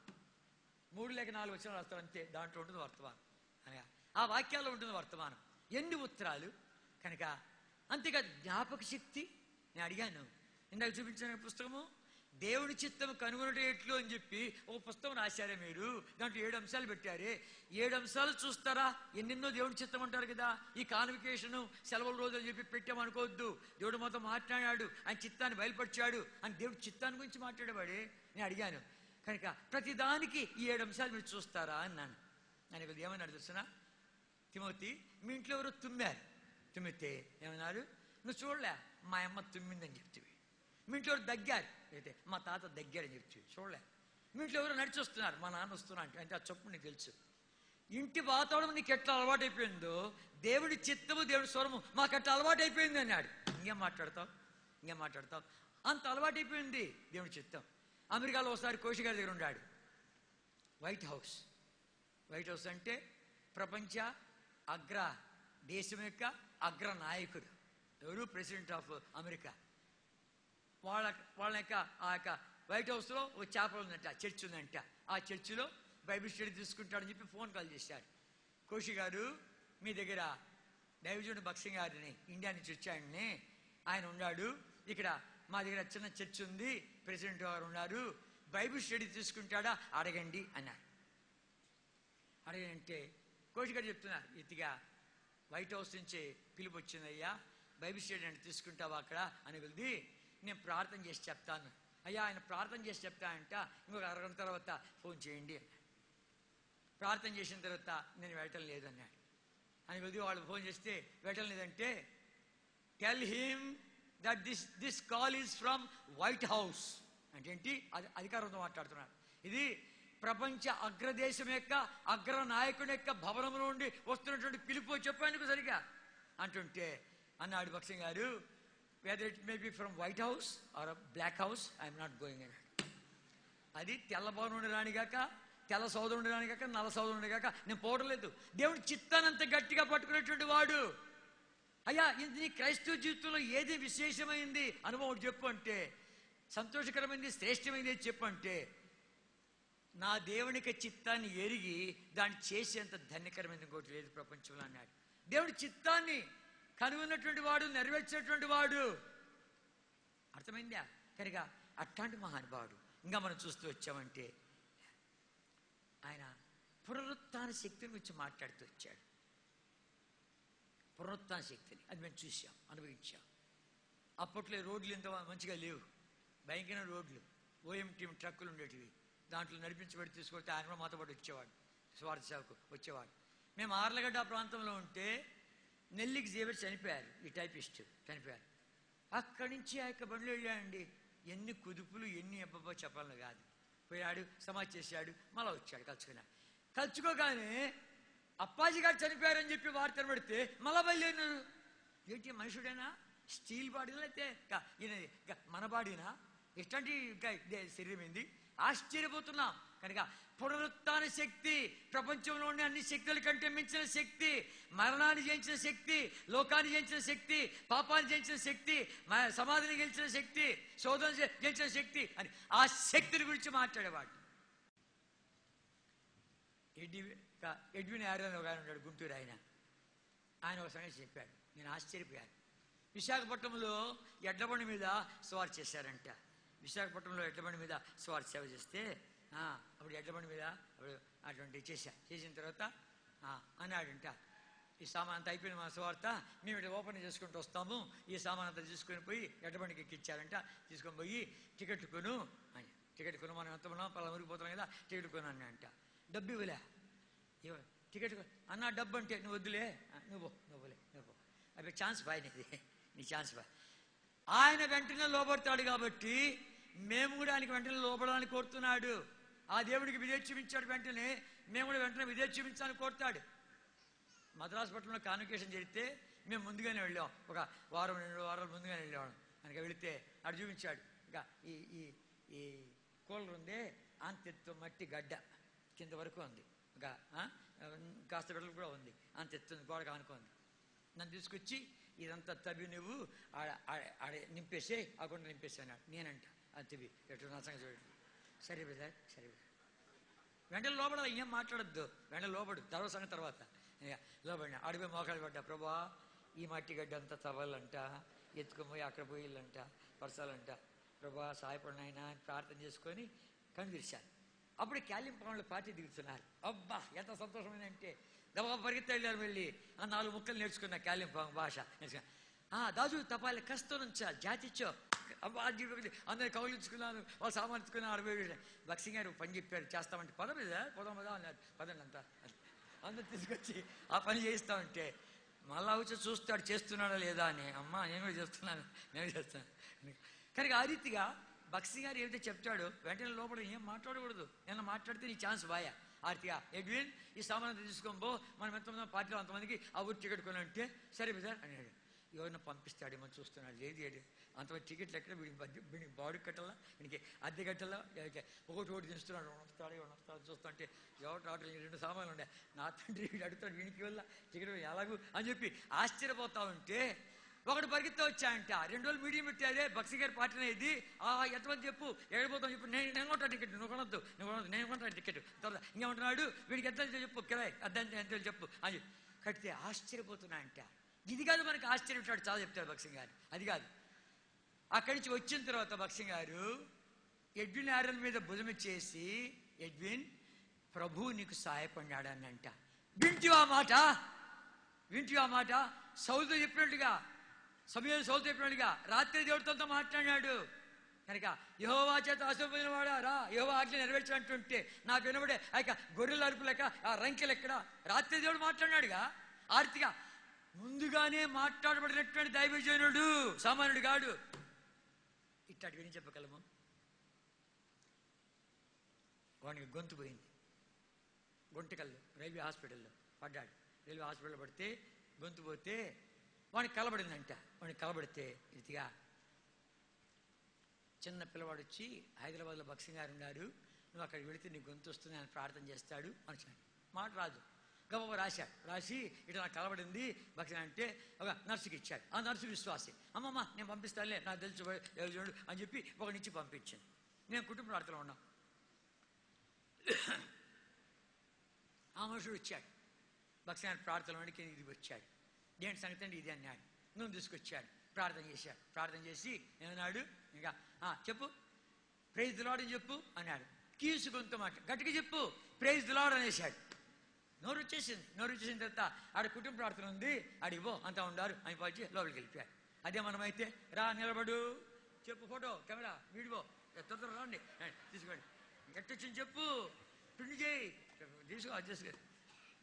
ఆ మనుషుడు దేవుడికి మహిమిచ్చినాడు. ఇట్టాడు ఏం చెప్పగలము. ఆ కేరళ ప్రాంతం పోతే, ఆ ఏంటి కేరళ ప్రాంతము, అక్కడ మీటింగ్ అయిపోయిన తర్వాత స్త్రీలు ప్రార్థనకు వచ్చారు. ఒకరు చేపెట్టి పడిపోవడమే, చేపెడితే పడిపోతున్నారు. బక్సింగ్ గారిని నెట్టడం కాదు, చేపెడితే పడిపోతున్నారు. పడిపోతా ఉంటే ఏమరా ఇది నిజమేనా అని ఇచ్చి దగ్గర వచ్చి చూస్తాను నేను. చేపెట్టి పడిపోతున్నారు. ఒకరిని అడిగా ఏంటంటే మలయాళపు దయ్యాలు అన్నారు. కన్నా చూశాను కదా. ఇట్లాంటి ఎన్ని చెప్పగలము. కనుక అన్నీ అద్భుతాలు. విమానం ఒకసారి వెళ్ళాలంట, విమానం ఒకసారి వెళ్తా ఉంటే ఏమైంది కనుక బక్సింగ్ గారు బయటపోతున్నాయంటే బోర్డు అంతమంది ఆయన చుట్టుకునేవాళ్ళు. ఈ ప్రార్థన ఆ ప్రార్థన వెనకాల పెద్దలు ఉంటారు, వాళ్ళు ఏం చేస్తూ ఉంటారు, ఒరే నాతో నువ్వు ఇప్పుడు ఎక్కేవాడు తండ్రి టైం అయిపోతుంది రా విమానం ఎక్కించాలని వెనకాల నుంచి వాడు మొత్తుకుంటూ ఉంటారు. వద్దురా అని వాడు కుంటుకుంటూ కూడా వచ్చా ఎజ్రా అనేవాడు కాన్వకేషన్లో జారిపడి వాడి కాలు ఇరిగిపడి ఉంటే ఆయన యజమాని వస్తే నువ్వు ఇప్పుడు వచ్చా తండ్రి నువ్వు వెనకాల నుంచి అంటుంటే అంత అయిపోతే పోతా అంటే మనం టర్రని పోతా ఉంది. నువ్వు పోవచ్చు విమానం వెళ్ళిపోతామా అంటే పదని పోతామని అంటే పదని పోతామంటే ఆ విమానం వల్ల తిరిగి వస్తుంది. ఏంటంటే కారణం అంటే దాంట్లో ఒక సాయిబుల్ రాణి వెళ్తుందంట. ఆమె ఏదో బాత్రూమ్ పోయి మొంగడుక్కున్నానికి ఉంగరం తీసి ఆడ పెట్టిందంట. ఆ ఉంగరం మర్చిపోయి వెళ్ళిపోయాడు. ఆ ఉంగరం చాలా ఖరీదైందంట. తన కాబోయే పెనుటి ఇచ్చిందంట. ఓయమ్మ అది నాకు కావాలా అని చెప్పి ఆ పైలట్ తొందర పెడతా ఉంది. తిప్పు, ఎంత ఖర్చు చెప్పు నేను భరిస్తాను, ఆ ఉంగరం నాకు కావాలి అని చెప్పి గ్రౌండ్తో మాట్లాడి బాత్రూంలో లాక్ చేసి ఎవడు పోలీసు వాళ్ళని పెట్టి ఎవడు పోకుండా చూసి ఆమె గబాబా దిగింది. పరిగెత్తా బాత్రూంలోకి పోతే బక్స్ గారు ఎక్కుంటే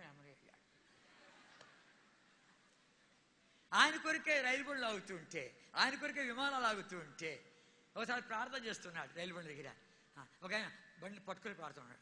మోకాళ్ళ ప్లాట్ఫామ్ మీద బండి పట్టుకొని, కాదన్నా ఇంతసేపు ప్రార్థన చేస్తే బండి పట్టుకొని ఉన్నాడు, కదిలితే ఎక్కేస్తామని. భక్తయ్య అన్నారు, ఒరి పిచ్చోడా, ఈ బండి డ్రైవర్ ఇటువంటి మోకాళ్ళ మీదకి వచ్చాడు, బండి గార్డు ఇక్కడ ఎడుతున్నారు, ఎటబోద్దు చెప్పు వెళ్ళాడు.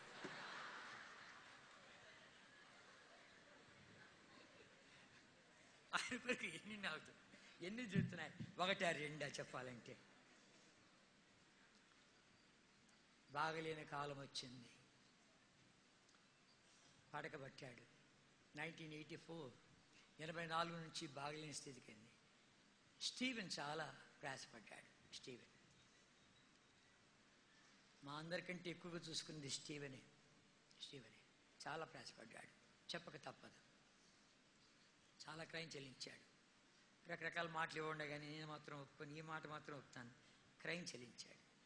ఆయన సిద్ధం చేస్తాడు, కూర్చోబెట్టుకొని వీల్ చైర్లు బయట తీసుకొస్తే వాళ్ళు ప్రార్థనకు వస్తారు. వచ్చి ఆయన పక్కన మోకాళ్ళ మీదకి వస్తే స్టీవెన్ ఏం చేస్తాడు, వాళ్ళ తృప్తి కొరకు ఆయన చీటి తీసి వాళ్ళ తల మీద పెట్టించి ఏదో కొడుకుడని ఆమె చేసేదమ్మా పో ప్రార్థన చేసేపో అని చెప్పి వాళ్ళ తృప్తి కొరకు అలా చేస్తున్నాడు.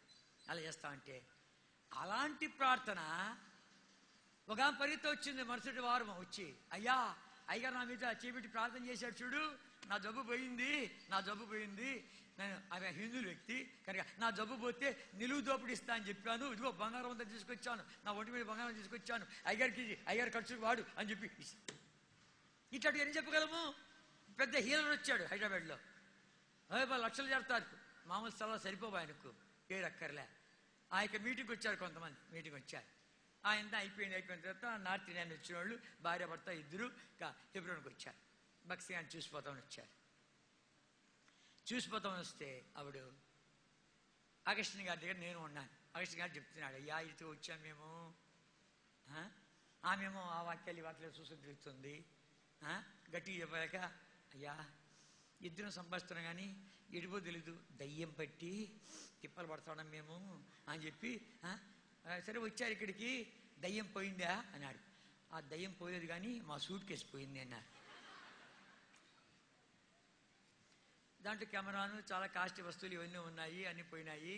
ఆయన ఆ సంస్థ పెద్దకి పెట్టి చెప్పాము, కొంచెం డబ్బు ఇవ్వండి మళ్ళీ పంపిస్తామని చెప్పి నోటు రాసుకుంటే వాళ్ళు ఇచ్చారు, కనుక పోయేదానికి డబ్బు ఉంది, బక్సీగా చూసిపోతామని చెప్పి వచ్చాము అన్నారు.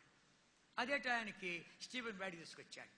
ఈమె పరిగెత్తపోయి మోకాళ్ళకి వచ్చింది. అక్కడ యథావిధిగానే స్టీవెన్ చేయి పెట్టాడు, నా కళ్ళ ముందు చూశాను, పిచ్చి కేకేసి కింద పడింది. బాగలేనటువంటి మనుషుడు, ఇంకా శక్తి ఉంది, పరిశుద్ధత ఉంది, దేవుడు తోడుగా ఉన్నాడు, అద్భుతాలు ఆశ్చర్య కార్యాలు జరుగుతున్నాయి. ఆయన చనిపోయిన బతికినా కూడాను, ఏనుగు చనిపోయిన బతికినా 1000 వరహాలన్నట్లుగా ఆర్తిగా అంత గొప్ప దైవజనుడు. ఆయన చనిపోయినా మాట్లాడుతున్నాడు నాడు నీతో నాతో. ఆయన చనిపోయాడు. ఆయన చనిపోయే కొద్ది హైదరాబాద్ పట్టణం కదిలింది. ఒకసారి భూకంపం వచ్చింది. వాడికేం తెలుసు, మనకు తెలుసు. ఆయన సమాధి కార్యాలకు ట్రాఫిక్ జామ్, దగ్గర 6 లక్షల మంది వచ్చారు. లక్షలు, కనుక దారి లేదు అసలు, ట్రాఫిక్ జామ్. చంద్రబాబు నాయుడు మనకప్పుడు సీఎం అన్నాడు, నా పట్టణంలో ఎంత గొప్ప దైవజనుడు ఉన్నాడు నాకు తెలియదే అన్నాడు. ఎంతోమందికో తెలియదు. 14 ఏళ్ళు దగ్గర పడకలో ఉన్నాడు. 14 ఏళ్ళు పడకలో ఉన్నాడు దైవజనుడు. కనుక ఆ దైవజనుడు ఆయన సమాధి కార్యాలు తీసుకొని పోతూ ఉంటే తొక్కిసలాటలు, అబ్బబ్బబ్బబ్బా పాటలు, ఎర్రటి ఎండ, ఆ ఎండ సూర్యుడు చుట్టూ ధనస్సు. ఆ మరుసటి రోజు పేపర్ రాశాడు, it is very rare phenomena, we cannot understand what it is అని చెప్పి సైంటిస్ట్ అన్నారు. ఇది ఇలాంటిది బహు అరుదు, ఇది ఏమి మేము చెప్పలేము, అరుదుగా ఇట్లాంటివి వస్తాయి అని చెప్పారు. ఎందుకు వచ్చాయి? ఆ దైవజనుడు మరణించగానే నా దైవజనుడు నా దగ్గరికి వచ్చాడని చెప్పి కదిలించాడు. నా దైవజనుడు నన్ను కనపరిచాడు, నేను కనపరుస్తున్నా అని చెప్పిందే పెద్ద ధనస్సు తీసుకొచ్చాడు. కనుక ఒకని జన్మదినం కంటే మరణదినమే శ్రేష్టము, కార్య ఆరంభం కంటే కార్య అంతమే శ్రేష్టము. ఆ దైవజనుడితో తిరిగాను కాబట్టి అప్పుడు బచ్చగాడిని నేను. కనుక నా అప్పుడంతా 27 నుండి 28, 30 ఏళ్ళు లోపే నాకబడు. కనుక ఆ 30 ఏళ్ళు లోపే ఆయనతో ఉన్నాను. కానీ ఎన్ని నేర్చుకోలేక చిగ్గుతో చెప్తున్నా అనేవాడు. కొంతమంది దేవుడి చిత్తాన్ని ఎరిగానికి 10 ఏళ్ళు పడుతుంది, 20 ఏళ్ళు పడుతుంది, 30 ఏళ్ళు పడుతుంది, కొంతమంది జీవితకాలం పడుతుంది అని చెప్తే ఎన్నోసార్లు తర్జుమా చేశా. సిగ్గుతో నేను చెప్తున్నా ఇప్పుడు. అనగా ఆ చెట్టు పేరు చెప్పుకొని కాయలు అమ్ముకునేది కాకుండా, నేను ఎన్నోసార్లు అనుకునేవాడిని, గొప్ప దైవజనుడు అరవింద్ గారి దగ్గర ఉంటే మంచి ట్రైనింగ్ ఉంటాను కదా, మార్టిన్ గారి దగ్గర ఉంటే కదా మంచి తరబిది వస్తుంది కదా, ఈ హెబ్రోన్లో ఎందుకు అని అనుకుంటూ ఉంటే, ఒరే వాళ్ళందరూ పక్కన పెట్టు, ఈ దైవజనుడితో కలుపుతానని చెప్పి కలిపాడు. ఏడుస్తున్నామని తలంచుకున్నప్పుడు అంత గొప్ప దైవజనుడితో పువ్వు కట్టినటువంటి దారానికి వాసన వచ్చిందని ఎక్కడో నేను నా సంగతి ఒక నిమిషం చెప్పేస్తా. కోమటిగూడలో జన్మించా, నా పేరు కృష్ణమూర్తి. దేవుడు అన్నీ ఇచ్చాడు, నెమ్మదిలే. జీవితంలో మరణిస్తే ఆడిపోతాను ప్రశ్న వచ్చింది, జవాబు దొరకలే. ఇంక దేవుడు చెప్తాడని చెప్పి తిరుపతి మొదలుకొని కన్యాకుమారికి యాత్ర చేశా, ఏదో మాట్లాడలే. చివరికి హైదరాబాద్ చేరా, అరే దేవుడు లేడు దైవం లేదు పద చచ్చిపోతామని చార్మినార్ ఎక్కా. దుమికేస్తామని వెళ్తుంటే 2 ప్రశ్నలు వచ్చాయి. ఎవరి గురించి జీవించాలి, దేని గురించి జీవించాలని ప్రశ్నలు వచ్చాయి. అర్థమే జీవితం వ్యర్థమే, ఎవరి గురించి జీవించాలి తెలియపోయి, దేని గురించి జీవించాలి తెలియపోయి, పద చచ్చిపోతాం కాలు ఎత్తాను. ఆ ప్రేమలు దేవుడు చావని వలే. చావు రాకపోతే అని తలంపు వచ్చింది. మధ్యాహ్నం 12 గంటలప్పుడు పైన ఉన్నాను, కిందంతా ట్రాఫిక్ ఉంది, బస్సులు కారు వాహనాలు ఉన్నాయి. నీకు చావు రాకుండా బస్సు మీద పడతావు, కారు మీద పడతావు, కాలు పొద్దు చేయబోద్దు, నడుగుతో వికలాంగుడు అయిపోతావేమో, మిగిలిన అంత బతికంత పడకలు ఉండలేమో, అట్టాడిద్దు త్వరగా చచ్చిపోలా అని చెప్పి దిగొచ్చాను. కరెంట్ నిలబట్టుకుంటున్నా, రైలు పట్టాలు అనుకుంటూ ఉంటుండగా అద్భుతకరంగా రోడ్డు పక్కన ఉండే వాక్యం దేవుడు దర్శించాడు. ఆ వాక్యం కింద ఉన్నట్టు అడ్రస్ పట్టుకుని అడిగితే వాళ్ళు హెబ్రోన్ పంపించారు నన్ను. హెబ్రోన్లో ఒక ప్రశాంత వాతావరణానికి ఆయన తీసుకుని వెళ్ళి 4 మాటలు చెప్పగానే నా పాప జీవితం గుర్తుకొచ్చింది. ఎక్కడా పాపలు అనుకోలే, తిరుపతి వెంకటేశ్వర పాపలు అనుకోలే, మధుర మీనాక్షి పాపలు అనుకోలే, తిరువన్నామలై, నాగర్కోయిల్, కన్యాకుమారి ఎక్కడ పాపలు పుణ్యం చేస్తాం అనుకున్నా. అట్లాడిది నా పాపాలు గుర్తుకొచ్చాయి. ఎట్లా మాట్లాడుతున్నాడు, పాపం చేస్తుంటే పట్టుబడి వాళ్ళు పట్టుబడి, ఒరే దొంగ, ఒరే త్రాగుబోతా, ఒరే జూదరి, ఒరే మోసగాడా, ఒరే అబద్ధికుడా, ఒరే టక్కరోడా, ఒరే జిత్తురోడా, ఇది సస్తే ఎక్కడికిరా? నిజమే, ఇప్పుడు సస్తే అడిపోయేది. నా పాపాలను పట్టుకుంటున్నాయి, కడమ నీళ్ళు వస్తున్నాయి. నా సంగతి ఆయనకెళ్ళి తెచ్చును, ఈ గ్రంథంలో లాంటి మాటలు ఉన్నాయా? నిజమే, దొంగ బతిక అబద్ధాలు ఆడినా. ఆయన ఏంటి ఇంటి దగ్గర ఏడుస్తున్నాను అంటుంటే ఆయన నా దిక్కు చోట్ల ఎడు చూసి చెప్తున్నాడు. అన్నాడు, నువ్వే కాదు నేనులే జీవించా. మానవుని హృదయంలో పాపనంత వరకు నెమ్మదిలే, వాడి పాపాన్ని వెంటాడుతుంది, తెరవుతుంది, పట్టుకుంటుంది, ఎత్తి నరకలేస్తుంది. దీని కొరకు వచ్చినవాడు ప్రభువైన యేసుక్రీస్తు వారు లోకరక్షకుడు, లోకాన్ని ప్రేమించాడు, లోకానికి వెలుగు, లోక పాపాలు మోసుకొనిపోయి దేవుడి గొర్రెపిల్ల. నీ నా పాప పరిహారం కూడా బలైపోయాడు, నువ్వు నమ్మితే చాలు. ఒక మాట తాకింది, ప్రభువైన యేసుక్రీస్తు వారిని విశ్వాసం ఉంచావంటే నీ హృదయ భారము దొర్లిపోతుందని. బరువుపోయిన హృదయం దొర్లిపోద్దంట. ఏం చేయలేయా, ప్రార్థన చేస్తావా? నాకు రాదయ్యా. నేను ఎప్పుడు చెప్పావా? సరే, ఇద్దరం మోకాళ్ళ మీకు వచ్చాం. అక్కడ వేసే బొమ్మలే, మరియమ్మ బొమ్మలే, సులువులే, పటములే, విగ్రహములే ఏమీ లేదు. ఇద్దరం చిన్న ప్రార్థన, వేసయ్యా పాపినయ్యా, దొంగనయ్యా, అబద్ధికునయ్యా, చెడిపోయినానయ్యా, నాలో మంచిలే తండ్రి, ఇవాళ మరణిస్తే నరకానికే పాత్రనేసా, నా పాపాల కొరకే నువ్వు సులువు బలైపోయినా ఉంటేనే నమ్ముచున్నానయ్యా, ఒప్పుకుంటున్నానయ్యా, క్షమించు నాయన, క్షమించావయ్యా, నీకే వందనాలు ప్రభా. ఈ పాపి శుద్ధానికి కడుగుటికై నీ పరిశుద్ధ రక్తాన్ని కార్చా ఉంటేనే, ఆ రక్తంతో కడుగుతూ ఉంటేనే కడుగు నాయన, కడిగి వేసావయ్యా, నీకే వందనాలు ప్రభా. మీరు చనిపోయి అలాగే వెళ్ళిపోతాను, 3వ నాడు మృత్యుంజయుడై తిరిగి లేచావంట, మీ సమాధి ఖాళీ ఉందంట, నా లోపలికి వస్తా ఉంటేనే రానైనా వచ్చినవయ్యా, నీకే వందనాలు. నా ఆత్మ, నా ప్రాణము, నా దేహం నీ చేతులు పెడుతున్నా, నేటి దినము నుండి ఈ దుష్టలోకంలో నన్ను నడిపించమని యేసుక్రీస్తు ప్రభు నామమున పేరిట ప్రార్థిస్తున్నాను తండ్రి, ఆమేన్. ఈ చిన్న ప్రార్థన 1964వ సంవత్సరం ఏప్రిల్ నెల 27వ తారీఖున సోమవారం ఉదయం దాదాపు 10 గంటలు చేశాను. ఇవాళ సరిగ్గా 46 సంవత్సరాల 16 రోజులైంది.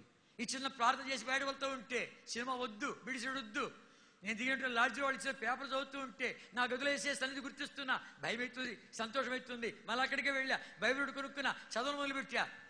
వాళ్ళన్నారు మోకాళ్ళ మీకు వచ్చి చదువు, ఏదో మాట్లాడతాడు. అరే తిరుపతి వెళ్ళుకొని కన్యాకుమారికి యాత్ర చేస్తే ఏదో మాట్లాడలేదే, ఈయన మాట్లాడుతా ఉంటా అని చెప్పి మోకాళ్ళ పడే చదివింది. ఒకసారి స్వరం వినగానే ఎవరో మాట్లాడతాడని చూస్తే మళ్ళీ అదే వాక్యం. ఓ ఇలా మాట్లాడతావు, ఇదే మొట్టమొదటిసారి వినమని చెప్పి ఆ సంతోషం తట్టుకోలేక కింద పడి పొరలాడి ఆ సంతోషం ఆపుతండి, తట్టుకోలేను, ఆపు. అంత సంతోషం. నా డబ్బు ఇలా, చదువు ఇలా, తల్లిదండ్రులు ఇలా, కులం ఇలా, గోత్రం ఇలా, తిరుపతి వెంకటేశ్వర మధుర మీనాక్షి ఎక్కడ దొరకనిది. 27వ తారీఖున ఏప్రిల్ నెల 1964 సోమవారం ఉదయం దాదాపు 10 గంటలకు ఇచ్చాడు. జీవితంలో గొప్ప మార్పు.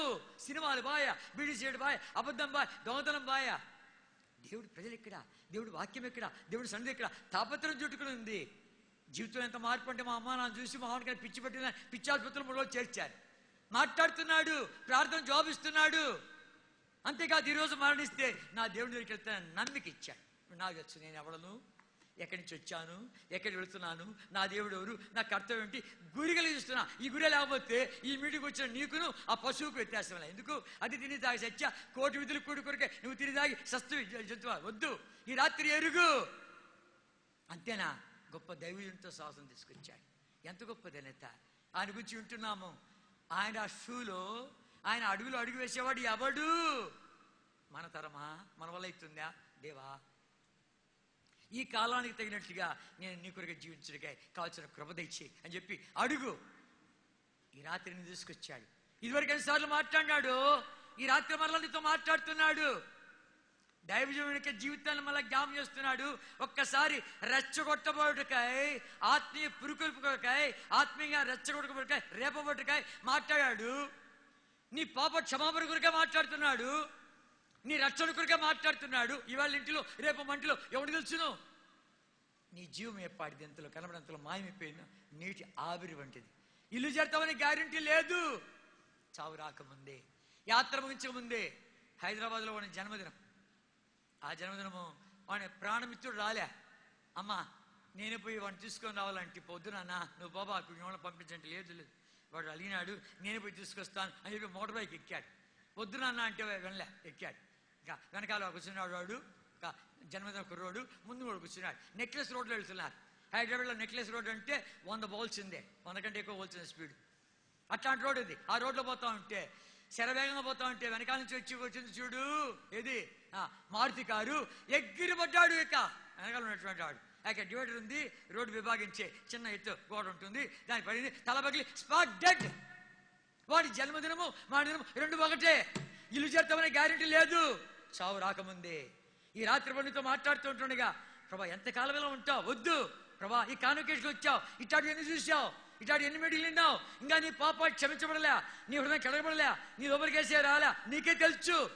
2 సంగతులు, నువ్వు ఎప్పుడు వస్తావా అని తెలుసు, ఆయన ఎప్పుడు వస్తాడో తెలుసు. నీ పోకడా ఆయన రాకడా 2 ఎరిగిన వాడే. ఈ రాత్రితో మాట్లాడుతూ ఉంటుండగా కాళ్ళు వెళ్ళిపోవద్దు. ప్రభా నన్ను క్షమించు, ప్రభా నన్ను క్షమించు. చిన్న ప్రార్థించి గొప్ప రక్షణ. అలాగే మొఖానికి రండి, అందరూ అలాగే మొఖానికి రావాలి. ఎవడు లేవద్దు. గంభీరమైనటువంటి సమయము, ప్రభు సంచరించే వేళ, సంధించే వేళ, నీతో మాట్లాడే వేళ, నీ బ్రతుకు మీద వేలు పెట్టి చూపించే వేళ. నీ పాపాలు ఇంకా క్షమించబడలే, నీ హృదయం కడగబడలే, నీ బ్రతుకు మారా నీకే తెలుసు. ఎంతకాలం ఇలా ఉంటావు? వద్దు వద్దు వద్దు. యాత్ర ముగించక ముందే నిన్ను ప్రేమించి నీ కొరకే ప్రాణం పెట్టిన ప్రభువైన యేసుక్రీస్తు వారు, నీ సృష్టికర్త, చేతులు చాచి పిలుస్తూ ఉంటుండగా, ప్రభువా నన్ను క్షమించు, నన్ను కడుగు, నా లోపలికి రా. చిన్న ప్రార్థన. అందరూ నా వెంట పలకాలి. అందరూ పలకండి. యేసు ప్రభువా, బిగ్గరగా చెప్పాలి. యేసు ప్రభువా, ఈ రాత్రి వేళ విశేషించి నాతోనే మాట్లాడుచున్నావు. పాపినయ్యా, ఒప్పుకుంటున్నానయ్యా, క్షమించు నాయనా, నీ పరిశుద్ధ రక్తముతో నన్ను కడుగుమయ్యా, నా లోపలికి వచ్చి నన్ను నీ బిడ్డగా చేసుకున్నామని యేసు క్రీస్తు ప్రభు నామపేట ప్రార్థిస్తున్నాను తండ్రి, ఆమె. అలాగే ఒక్క క్షణం కళ్ళు మూసుకో. నిజమైతే ప్రార్థన చేశావా? నీ అక్కర గుర్తిరిగి చేశావా? అలాగైతే నీ చేతి చూపు నీకు ప్రార్థన చేస్తాం. ఎవరైనా సరే, ఎక్కడైనా సరే, కాళ్ళు కలద్దు. బాబు నేను క్షమించగాక, నేను కరిగించగాక. ఇంకెవరు ఎక్కడైనా సిస్టర్స్ వైపు ఏమైనా కాళ్ళు ఇచ్చారు? ఎవరికైనా ఎవరైనా ఎక్కడ సరే నీ చేయి చూపిస్తే నీకు ఒక చిన్న కార్డు ఇస్తాము, నీ పేరు విలాసం రాసి ఈరోజు నీ తీర్మానం పక్కా అవుతుంది. ఇంకెవరు ఎక్కడైనా బాబు ప్రభుని క్షమించుగాక, బాబు నిన్ను క్షమించుగాక, నీ హృదయంలో నూతన కార్యం చేయగాక. ఇంకెవరు ఎక్కడైనా ఇక్కడ ఇచ్చాము ఒక్కడ ఏమంటే అక్కడ కనబడుతున్నాను అంతే. సహోదరుల వైపు అమ్మాయి ప్రభుని క్షమించుగాక, నేను క్షమించుగాక, బాబు నేను క్షమించుగాక. కుర్చీలో కూర్చొని సరే, వెనకున్నా సరే, ముందున్నా సరే, ఎక్కడున్నా సరే నీ చేయి కనబడాలని చూపించు, నీకు ఇస్తా.